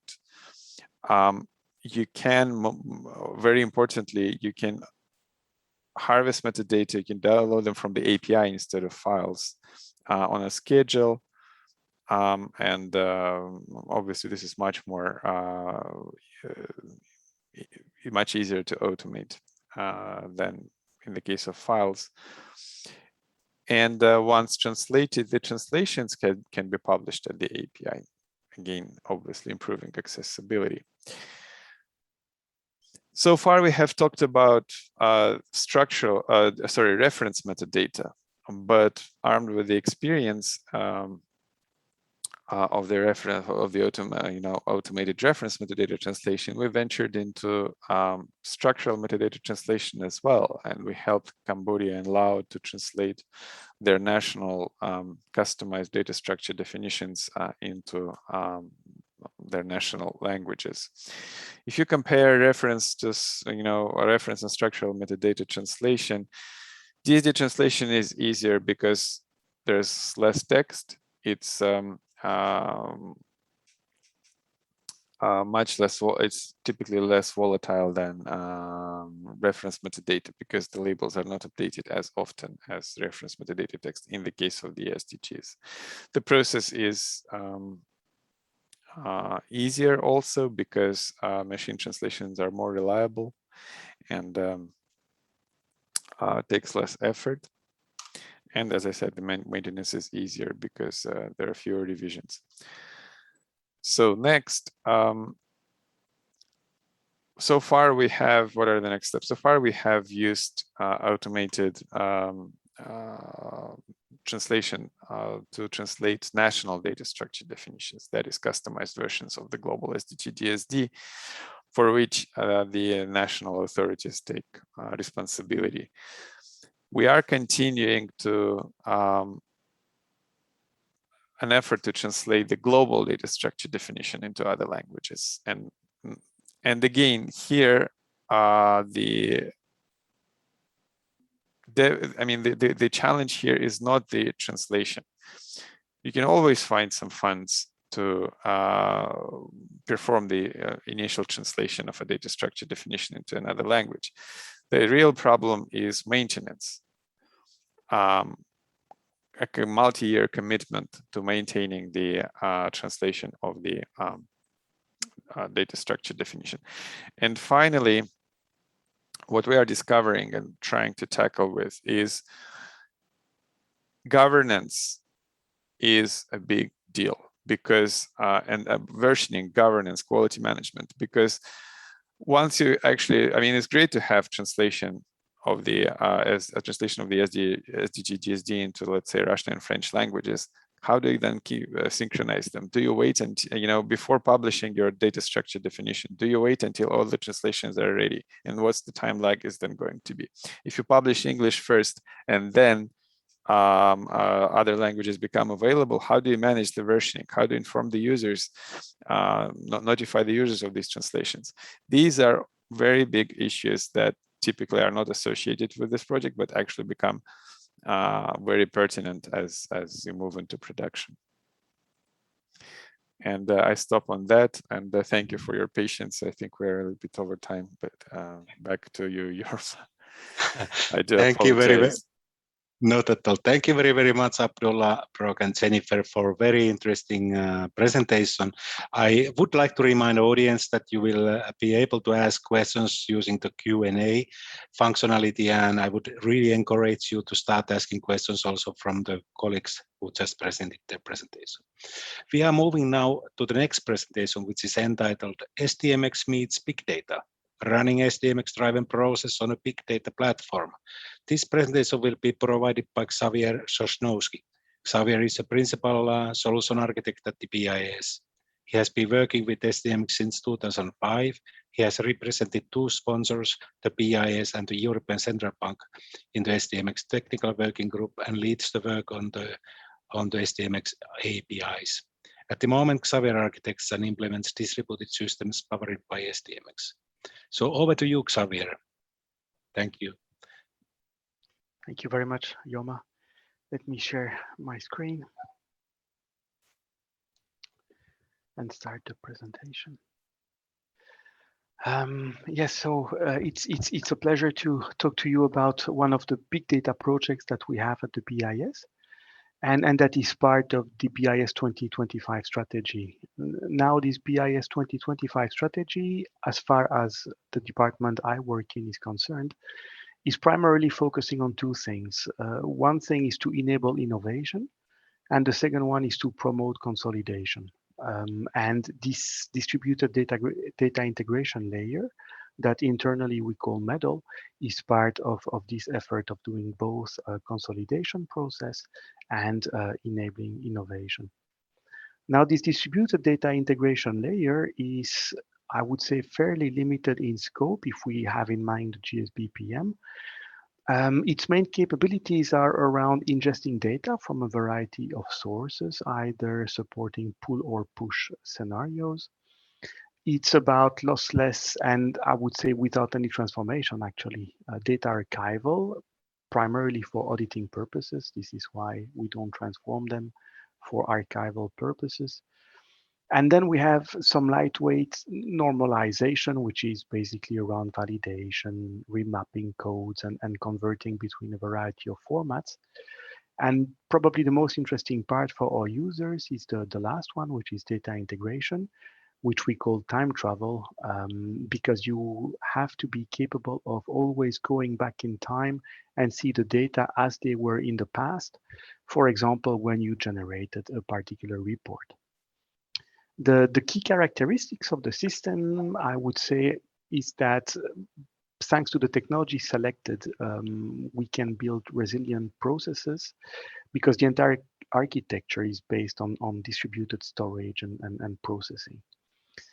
And it's also the fact, and that's the one that having basically worked with SDMX since 2005, I'm the most, let's say, excited with is the fact that everything is metadata driven and the metadata are following the SDMX information model, which as we all know is very rich and allow us to basically document a lot of the processes in a way that can be used to build automated processes.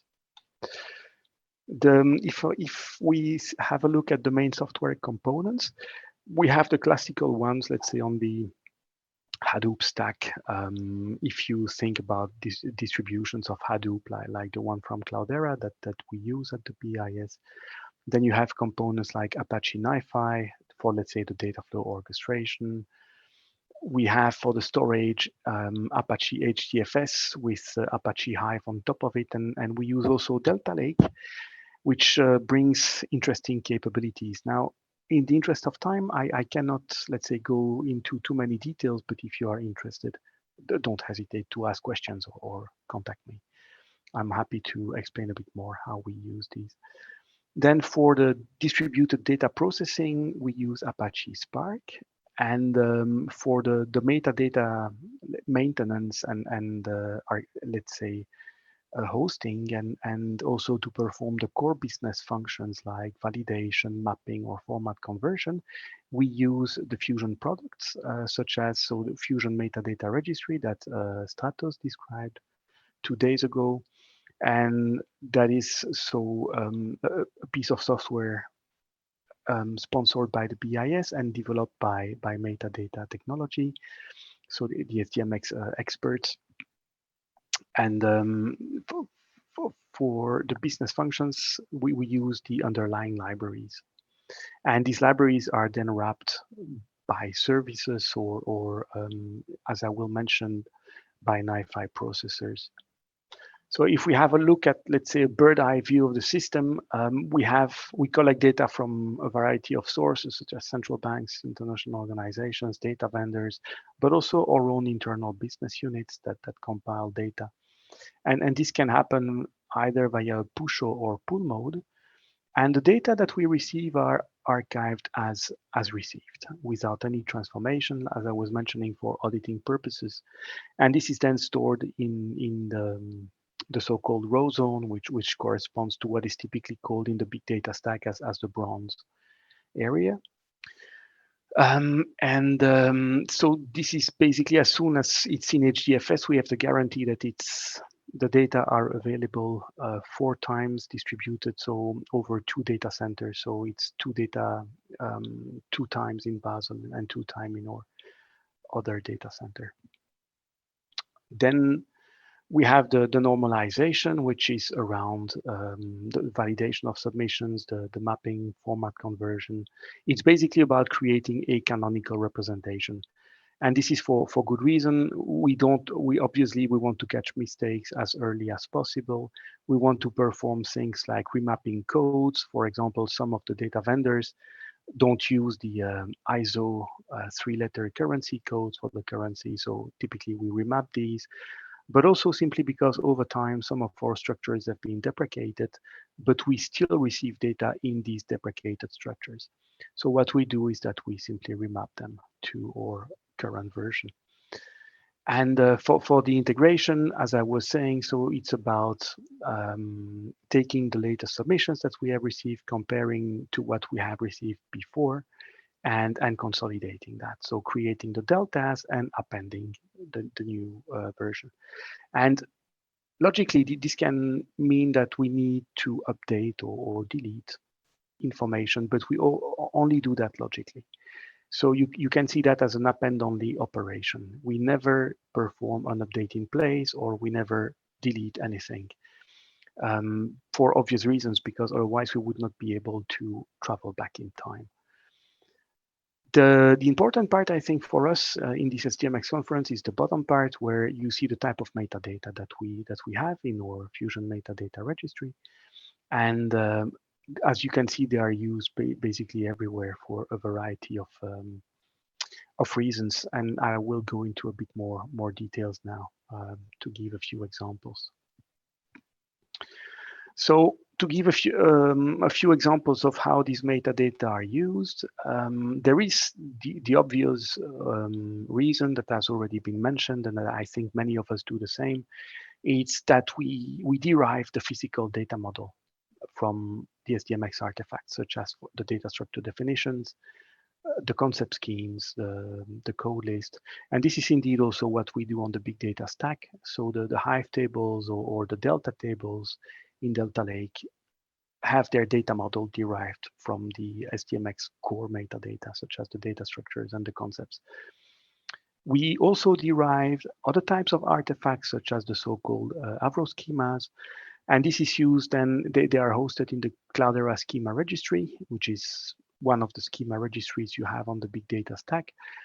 And these then are used in different places. They can be used, for example, to verify that the messages published to Kafka topics are in the expected structure. They can be used by NiFi processes to read from a variety of formats and convert them to other formats, such as Avro. So all this information is not lost. All the effort that we have put, let's say, to define the structures are used to define, so as I was mentioning, the physical data model or additional utilities such as the Avro schemas. Then we have also the provisioning metadata. So let's think about, let's say, the data flows, the providers, the provision agreements, and we use these to define the structure of the HDFS file system, so the layout. The data are organized into folders by data flows and providers, and this is generated automatically directly from the SDMX provisioning metadata. We go also one step further, because to access the content of these folders, you need permissions, and these permissions are related to roles defined in Active Directory. And these roles are generated from the agency schemes with owners and the sub-agencies. And we use also the contact information. As you know, we can add contacts to SDMX organizations.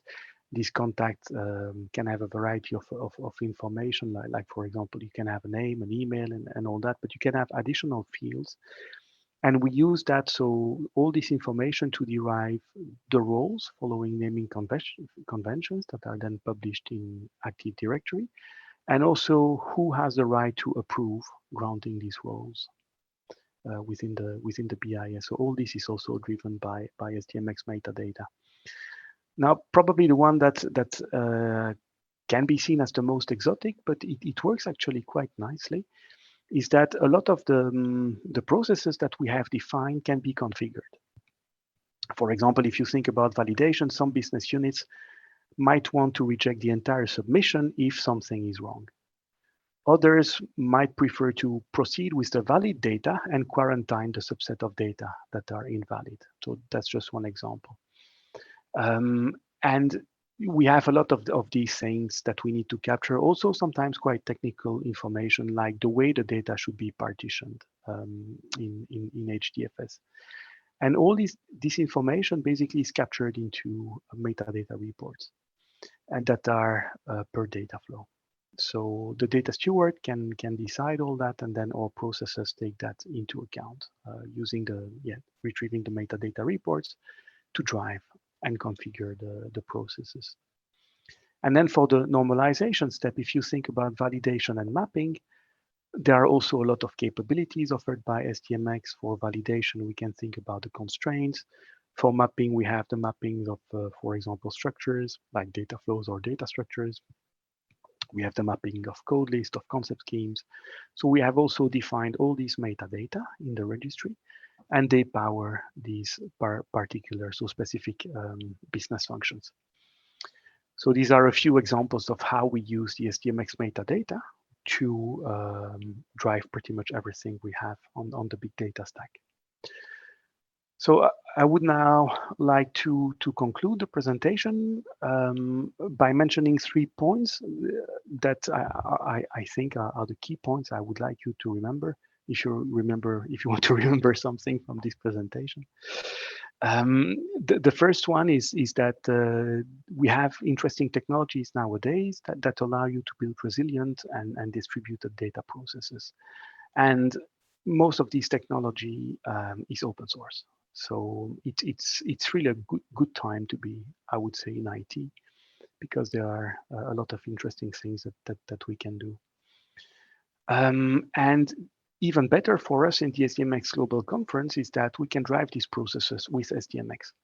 The SDMX information model is very rich. It's even now richer with SDMX 3.0. And all this wealth of metadata, for me, that's really the crown jewel of SDMX. It's an information model and all the metadata we can use to define processes. And we have also the software to maintain and share this metadata. If we think about the SDMX registry specification and, for example, Fusion registry. And in this context of SDMX tools and processes, a lot of these are also available as high quality open source SDMX components. If you think about Fusion registry, for example, it has been used in production by several sponsors for many years. It's used for the SDMX global registry. So it's really solid. It's battle tested. Let's say it's not a pet project. You really have so the company behind it, several sponsors, and so you have, let's say, mature tools that you can use that are available not only free of charge but also as open source to build your processes. Some of these are not necessarily always a final product. We have also, like I was mentioning, the Fusion SDMX libraries. So you can also use these libraries and wrap them to build something of your own. And this is what we are doing, for example, for the NiFi SDMX processors. So we are creating custom NiFi processors to perform a specific step of the process, such as validation, mapping, or format conversion. And these are just wrappers around these Fusion SDMX libraries. These are not open sourced yet, but we hope to be able to make them open source at some point in the future. So these were the 3 key messages I wanted to pass with this presentation. Thank you very much. Thank you very, very much, Xavier. It was very interesting presentation. Meanwhile, we have also received one question. Maybe Xavier, you can look at it and then reply. We can move now because and thanks very much, by the way, Xavier, you kept your time very, very well. We would like to move now to the next presentation, which will be also on the SDMX meeting, Big Data Technologies. This will be provided by Almir Delic, who is an economist statistician at the European Central Bank's Directorate General Statistics. He is currently working on a project to implement ECB's new statistical data production system based on big data technology. He maintains ECB's current statistical data production system and is responsible for managing ECB's Fusion metadata registry. Prior to the ECB, he worked for Canada's Ministry of Immigration, Refugees and Citizenship on operational business intelligence statistics. He holds a master's degree in computer science from Stockholm University. Almir, the floor is yours. Thank you. Thank you very much, Jorma, and thank you also everyone for your interest in this presentation. So the topic of the presentation is how we process SDMX data and metadata at the ECB using big data technologies. So this is a project that's currently in progress, the implementation of this system. And just to give you a little bit of a background in this first slide, so the current system is a little bit old. It's 26 years old. but we do a lot with it. We have over 1,000 data producers and analysts who are using the system regularly. It holds 400 data sets, 400 million series, and 40 billion distinct observations. We have hundreds of business processes which then work on this data, which perform business validations, aggregates, outlier detection, and things like this. And we produce a lot of reports, of course, using this data, so some 5,000 pages. And you can also see we wrote a lot of code to make all of this possible. And we receive about 350 gigabytes per year of new data, which is about 360 SDMX files each day. This is what we process. So this is a little bit of a background. In 2019, we decided to modernize the system to move to a new analytical platform and also storage. And we started doing this with a few proof of concept prototypes and also some investigations, what is available on the market and what can we do. And then we concluded the result of this investigation was that we will use the Hadoop technological stack. Also because we already had some experience at the ECB, so of course we wanted to build on this. In terms of the timeline, so the project is already ongoing. We started last year, and we had the first release in December 2020. The release 2.0 is actually upcoming now, and we also have release 3.0 coming next year. These three are mandatory, and we also have an optional release 4.0, which we will have in case we need further features or in case we need any improvements. So we will have also release 4.0 in that case. In terms of how the system looks, so this first slide gives you a bit of an overview of how everything kind of ties in together. But each of these I will describe in a little bit more detail in upcoming slides. So the presentation is structured around how the data flows around the system. So we have a collection. Then once we have the data, we have data processing. And then at the end, of course, data is disseminated to NCBs or international organizations and so on. On the collection side, we also use the Fusion registry, which is also Xavier has just explained. It's a very powerful tool with many functionalities, and it's robust. And then the rest of the pipeline looks like it goes to Kafka, it goes to NiFi, and then eventually data lands in our storage, for which we chose Apache HBase. So I will also describe the data model for this in the next slide, but this is just to say we use many tables. So for each of these stages you see here, reception, production, compilation, dissemination, and so on, we have a separate physical table, but they all share the same data model. So there are no differences there. And then they, of course, hold different versions of the data. Then on top of this, you have the data access layer, for which you can access the data using a REST API. And then these functionalities from the data access layer, we've wrapped those with Python or R functions. And on top of this, the user-facing interfaces are Jupyter Hub and RStudio. And their users can use Python, they can use R, and we also have the option of Spark. And Camunda is used then for scheduling and workflow management and so on. And then dissemination, of course, is we again use Fusion Registry for validations and for things like this as the final check on the data before it leaves the ECB to other systems. So this is what the system looks like overall. And now to look at each of the steps. So in terms of collection, we receive SDMX files from outside. And we can, thanks to Fusion Registry, we're able to process all of those formats because Fusion Registry supports all of SDMX formats. So what happens is everything that we receive goes directly to Fusion Registry. And what Fusion Registry does is it gives us two outputs. One is it converts each of these formats to SDMX 2.1 ML. So it's always the same format. And the other thing is it produces this validation report. And the reason we produce everything to one format, of course, is then internally in the system, we only need to support one SDMX format. So this is the useful thing. So what we then do is we take these two outputs and we combine them into one. So we create short JSON messages, and each one of those JSON messages contains all of the data which is relevant for this observation. So one message is basically all the data relating to this observation. So the period, the value, all of the SDMX metadata, and then also the results from the Fusion Registry of the validation, which relate to this observation. So everything is pushed down to observation level. And then this just flows downstream. It goes to Kafka, to NiFi, and then via data access layer, it's written to HBase. So this is the collection pipeline. In terms of how the data looks in HBase, so this is the physical data model. And I will first show you what the key looks like. This is at the bottom of the screen, and we can maybe just ignore the salt for a second.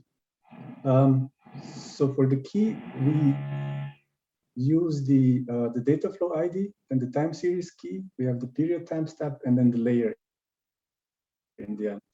And the reason why we do this is, you can see in this example with BKN is the data set, is because HBase allows us then to scan all of the data belonging to this one data flow in one scan, basically. And then for the same reason, we use the time series key, because we can scan all of the periods belonging to one time series key in one go. And the period timestamp, of course, then gives us the ability to address each observation individually. The layer is something we use internally at TCB, so this I will not explain in much detail. But basically just allows us to use different versions of the same data. And then to go back to the salt, the reason why we need the salt is because HBase is distributed across multiple region servers. And then what can happen is that, for instance, for one of these data sets, we have much more data than for the other data sets, which is also the case that we have actually in ECB in practice. So what would happen then is that one of these region servers would be overloaded, which we call hotspotting. And then to prevent this, we use the salt, which is it's just an algorithm which basically ensures that the data is distributed in a balanced manner across the region servers, which then means it's not overloaded for reading and writing.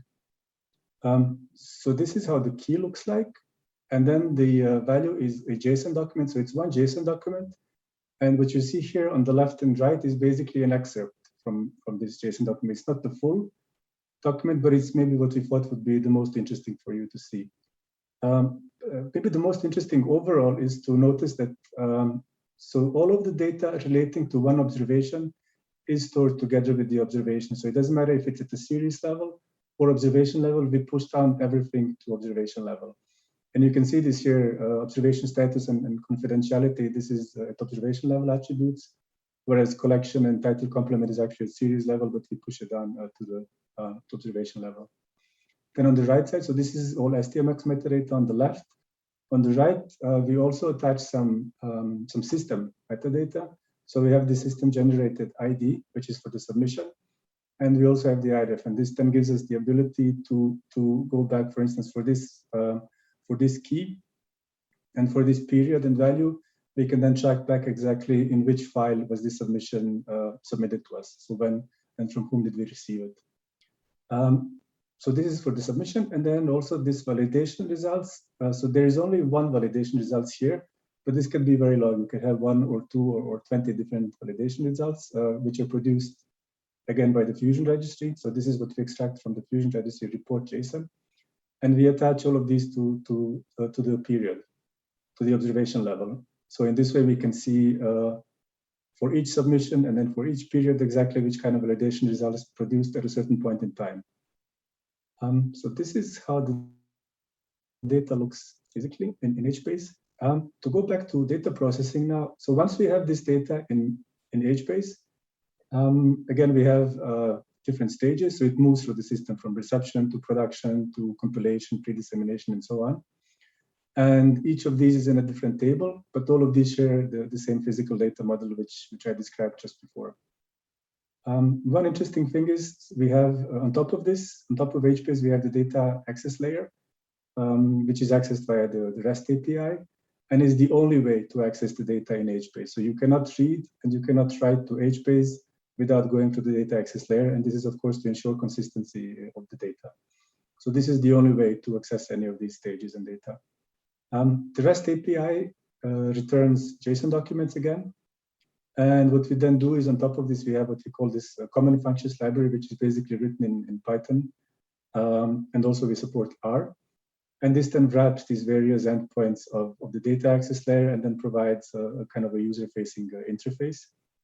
And what we use with Python is, of course, we use pandas. So all of these time series data, which we store in HBase, is then actually presented to users as pandas data frames. On top of this, in terms of user interfaces, so we have Python and R, and we use those. So we have Jupyter Hub and RStudio to give users some possibility where they can execute their code. But they can, of course, also execute it if they have an IDE installed on their laptop. It can also be run from the laptop. So there are multiple possibilities for this. And then on top, you see Camunda, which we use, of course, to create workflows, but also we use it as the scheduler. So users can then schedule something, which then calls on these common functions, and then this calls the data access layer and so on. And then you see Apache Spark. We have a little bit to decide. This is because, so we have the option to use Apache Spark. We have not used it yet. And the reason why we're keeping this option open is because it may happen that using Python and R, some of our, I don't know, validations or aggregates are not fast enough. So there's not enough performance, or we cannot handle the data amounts. And in this case, then we will look into using Apache Spark basically to distribute this across the cluster. So again, we have not needed this option yet, but we're keeping it open because data sizes are increasing, of course, so it will come.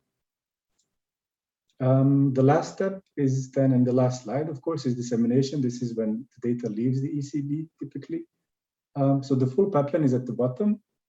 It's a little bit more complex than ingestion. So everything starts, typically dissemination starts with Camunda. So user schedules a dissemination in the workflow manager, and then Camunda takes care of the rest. It uses the common functions library to read the data via the data access layer, and then again via HBase from HBase. And then what we do is to all of the national central banks and to international organizations, we typically disseminate SDMX files.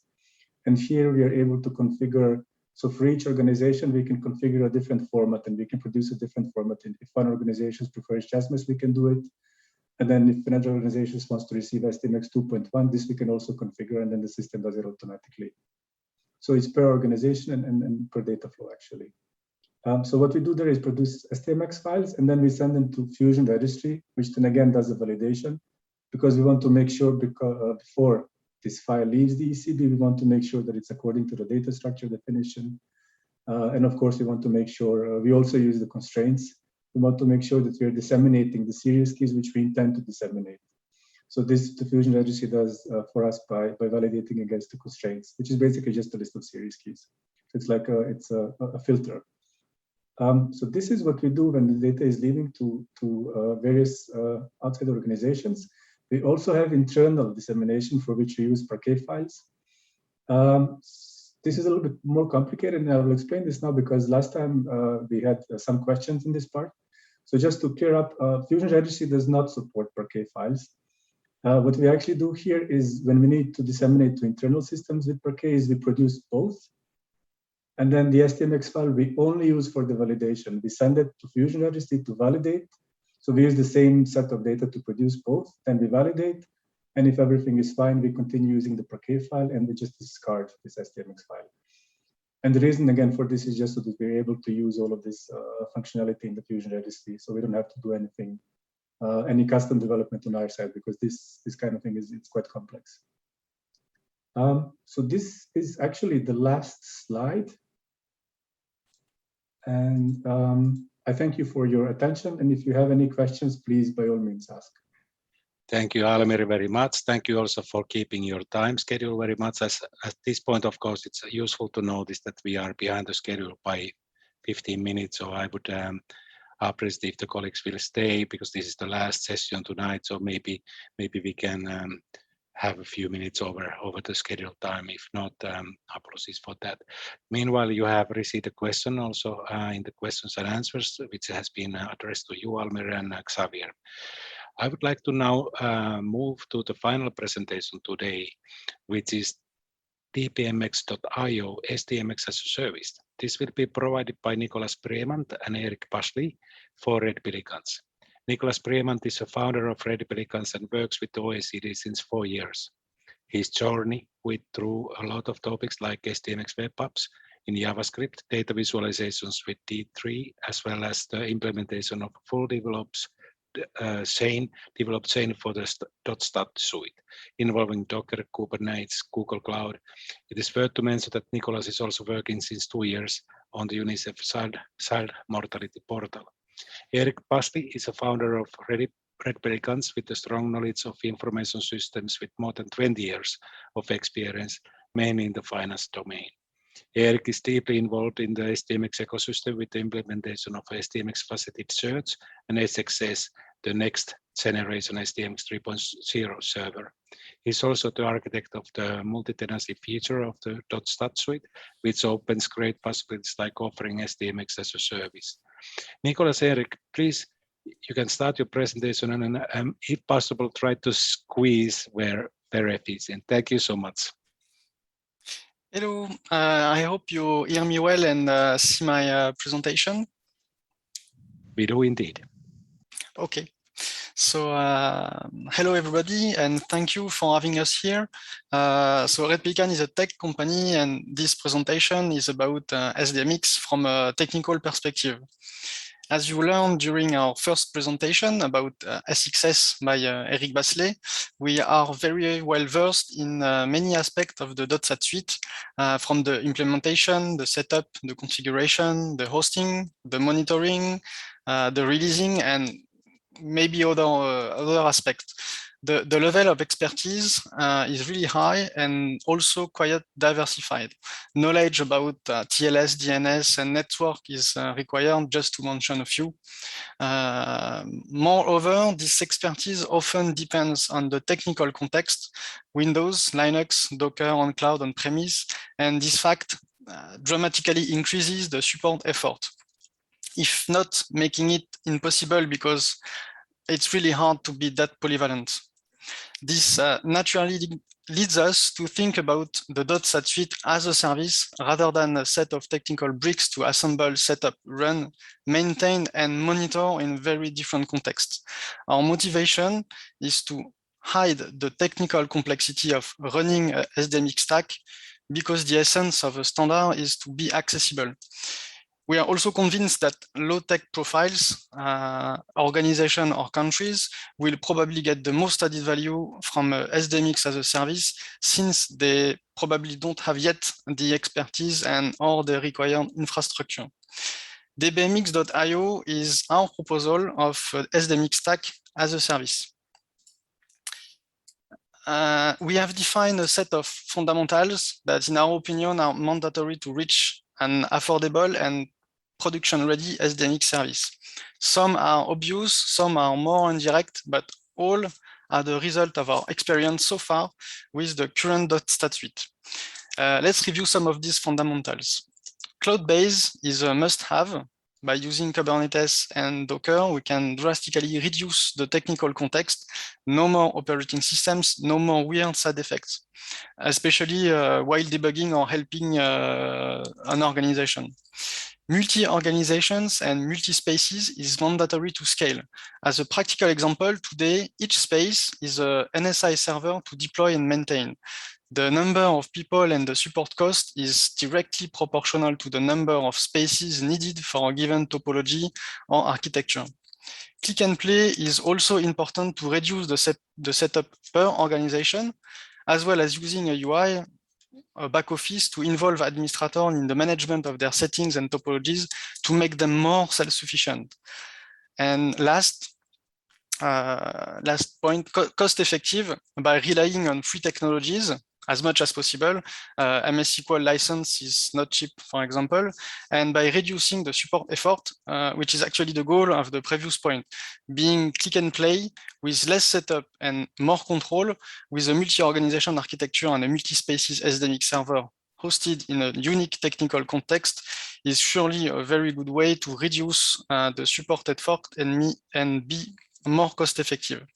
And apart from being cost effective, being integrated without coupling service together also enhance the technical maintainability, and yet stay able to implement powerful business flow is also something to follow or be aware of. We start from the SICC.stat suite, and we end up with 3 lines or variations that illustrate our journey in reaching the fundamentals that we have identified. The first variation is the core edition that is based on the official SICC.stat suite and can be tested in the demo environment. The development is handled by SICC, meaning that all issues, customization, or discussion should be done following the SICC process. Red Pelican is only the hosting provider and will strictly deploy validated release on Google Cloud Platform with Kubernetes. The first fundamental is rich, the core edition is cloud-based, and the technical complexity of running SDMX stack is now hidden. So this is well done for this first achievement.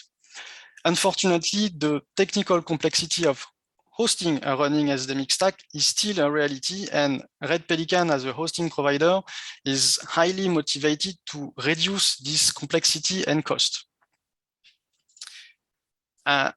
So this is the core edition architecture. As you can see, Red Pelican is relying on SQL as a service to overcome all the complex concerns related to production, such as backups, restore, monitoring, out resizing, and so on. Everything else should be familiar for those who know the .sat suite. The core edition architecture, as I said, is not flexible enough regarding topology. Each space requires deployment of an NSI web service, and moreover, the transfer service and the NSI services are coupled at deployment level, but also at databases level. This complexity increases the support cost and pushes us to continue our journey. The next variation is the share edition, and it's an attempt to address remaining fundamentals, being click and play and being cost effective. We start from the core edition and introduce SXS to get closer to our goal. I hope that the presentation of Eric is still fresh in your memory. As a little reminder, SXS is a new SDMX generation server. We have implemented SXS because we can't be click and play, and if we need to deploy new service when new space or change in the topology are needed, and also adapt existing service accordingly. We can't reduce the support effort if the number of space to maintain for a given topology is directly related to the people or the amount of effort that is needed to maintain this, especially when releasing, for example, because each NSI is linked to a database, and we know that the data can cause issues that may be very different from one to another. So, small note, if you think that the number of space for a given organization doesn't change a lot, if we think at higher level, mutualization is a very good leverage to reduce costs. And like for data hubs or for organizations that host things for multi-organization or country, it could be really useful. Last but not least, we took the opportunity with SXS implementation to also tackle two things: the SDMX tree coverage. If you need more details, please contact us. And the removal of MS SQL and its license fee. So you see the share edition architecture. The NSI and transfer services are replaced by SXS, which interacts with MongoDB and its dedicated databases to ensure perfect compartmentalization. We are still using a dedicated service for the databases as the production concerns remain the same. Confi is a web app in which topologies, organization spaces, and databases are managed, and as well as the configuration of the architecture, like the settings, the branding, the translations, and so on. So Confi complement SXS to reach the click and play fundamental. Explore is a work in progress app aiming to help SDMX content creator to visualize and author and manage their data. By data, I mean also structure, the SDMX data as a whole. We have also simplified the authentication and the authorization scope by replacing Keycloak and the authorization service by a single and extensible service that covers authentication with standard protocol, as well as and on which we can plug external provider, and authorization with a comprehensive roles mechanism that can be extended by external services such as authorization. The idea is to stay simple when the needs are simple. The whole architecture is softly glued around the DBMX bus, which allow a great integration without complexifying the maintainability, which was for us really, really important. Worth to mention that several services are linked to MongoDB they only interact with their own databases. So there is no more coupling at database level across services. So with the share edition, we have reached all the fundamentals we defined, and but we can go a little bit further with what we call the flavor edition, which starts from the share edition and ends where you want. Some needs are too specific or too extreme to be handled or integrated in the share edition. The share edition should fit the most and remains generic, even if it's customizable through its options. So the flavor edition can be customized or is aimed to be customized at different levels. The cloud provisioning could be adapted to very specific needs. Some features can be customized or added. Apps can be added or replaced. And specific developments like fetchers to automate importation of data from specific source into SDMX can also be done on demand.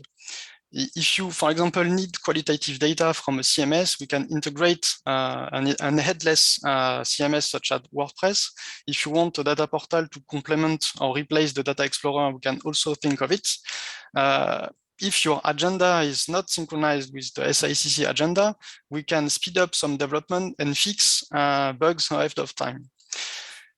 Last word, and not the least, the flavor edition is not a different version of DBMX, and all customizations that are useful for the community should, if possible, be backport to the share edition. As a conclusion, the flavor edition is a pragmatic way to please the most by covering exotic needs or agenda, but also to boost collaboration around SICC. Which is quite important in the collaborative way of thinking. So that's it for me.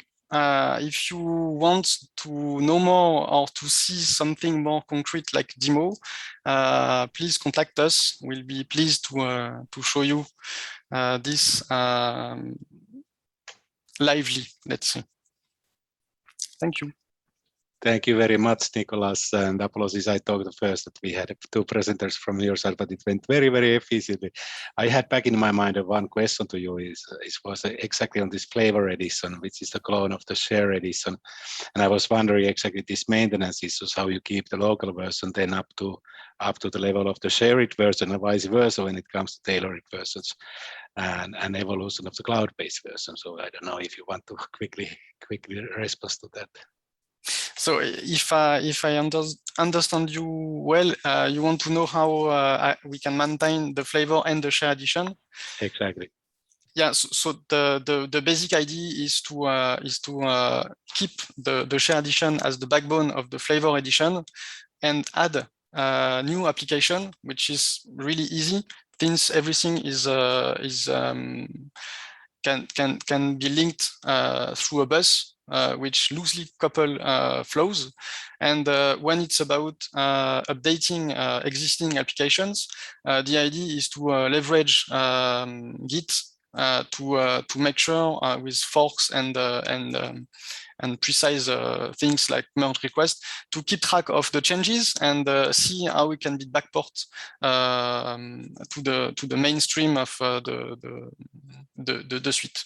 And of course, the more different features are, maybe the more difficult it will be to backport them. So that the idea is that maybe we can optionalize things and introduce plugins or not everything will be addressed in a single technical way. Thank you so much. It will be a challenge for some features. Indeed. Okay, thank you. I don't know if you have still, there are still some questions. Please look at the questions and answers section. Meanwhile, I would like to ask if Abdullah, Broken, and Sefer are still online. Maybe Abdullah, if you could answer, you describe how using SDMX. You have described how using SDMX, given its highly structured format and reuse of code, has assisted the development of related processes such as the SDG metadata translation project. And so how has the application of SDMX to translation projects affected SDMX usage, and how could this be leveraged to expand SDMX use? If you could try to capture. Yeah, thank you, Jorma. Very quickly, I would just, the point which I made at the beginning. Once you put reference metadata into a machine-readable format, whereas structural metadata already is in a machine-readable format. But once you've got that greatly facilitates the translation, and that becomes such an important side benefit that it has a huge value in and of itself. The translation of data structure definition in particular, once you've created the chain, once you've created the plumbing code that can facilitate its translation, it can be easily applied to any data structure at all. It doesn't need to be reflected to the SDG data structure definition. So in principle, you can easily use it with any DSD. In the case of reference metadata, it's a bit trickier, but also it's a huge value because it explains it to the user how to properly interpret the data. So yes, it has, we are still in the early stages, but I do expect that this can greatly boost the use of SDMX. Back to you, Jorma. Thank you very much. Wanted to ask Javier, it could be interesting to hear your views on what could be done to bring SDMX closer to the big data world in general, if you have some ideas, elaboration on that. Thank you. Yeah, thanks a lot, Jorma. So as I was mentioning in my presentation, for me, what I find really very nice in SDMX is the wealth of the information model and all the metadata. And I think what would be nice there is to have utilities, for example, built in the registry to export all this information into formats that are native to the big data stack. So I was mentioning, for example, the Avro schema registries. It wouldn't be too complicated to export, let's say, the metadata from a registry into an Avro schema registry, or let's say to convert the DSDs into protocol buffer definitions. And so this type of work, I think, would be very useful and would be a first step in the right direction. Thank you. Almer, do you want to comment on this? Sorry, could you repeat for me? Yeah, I wanted to hear if you have any views on this. What could do in SDMX closer to the big data overall?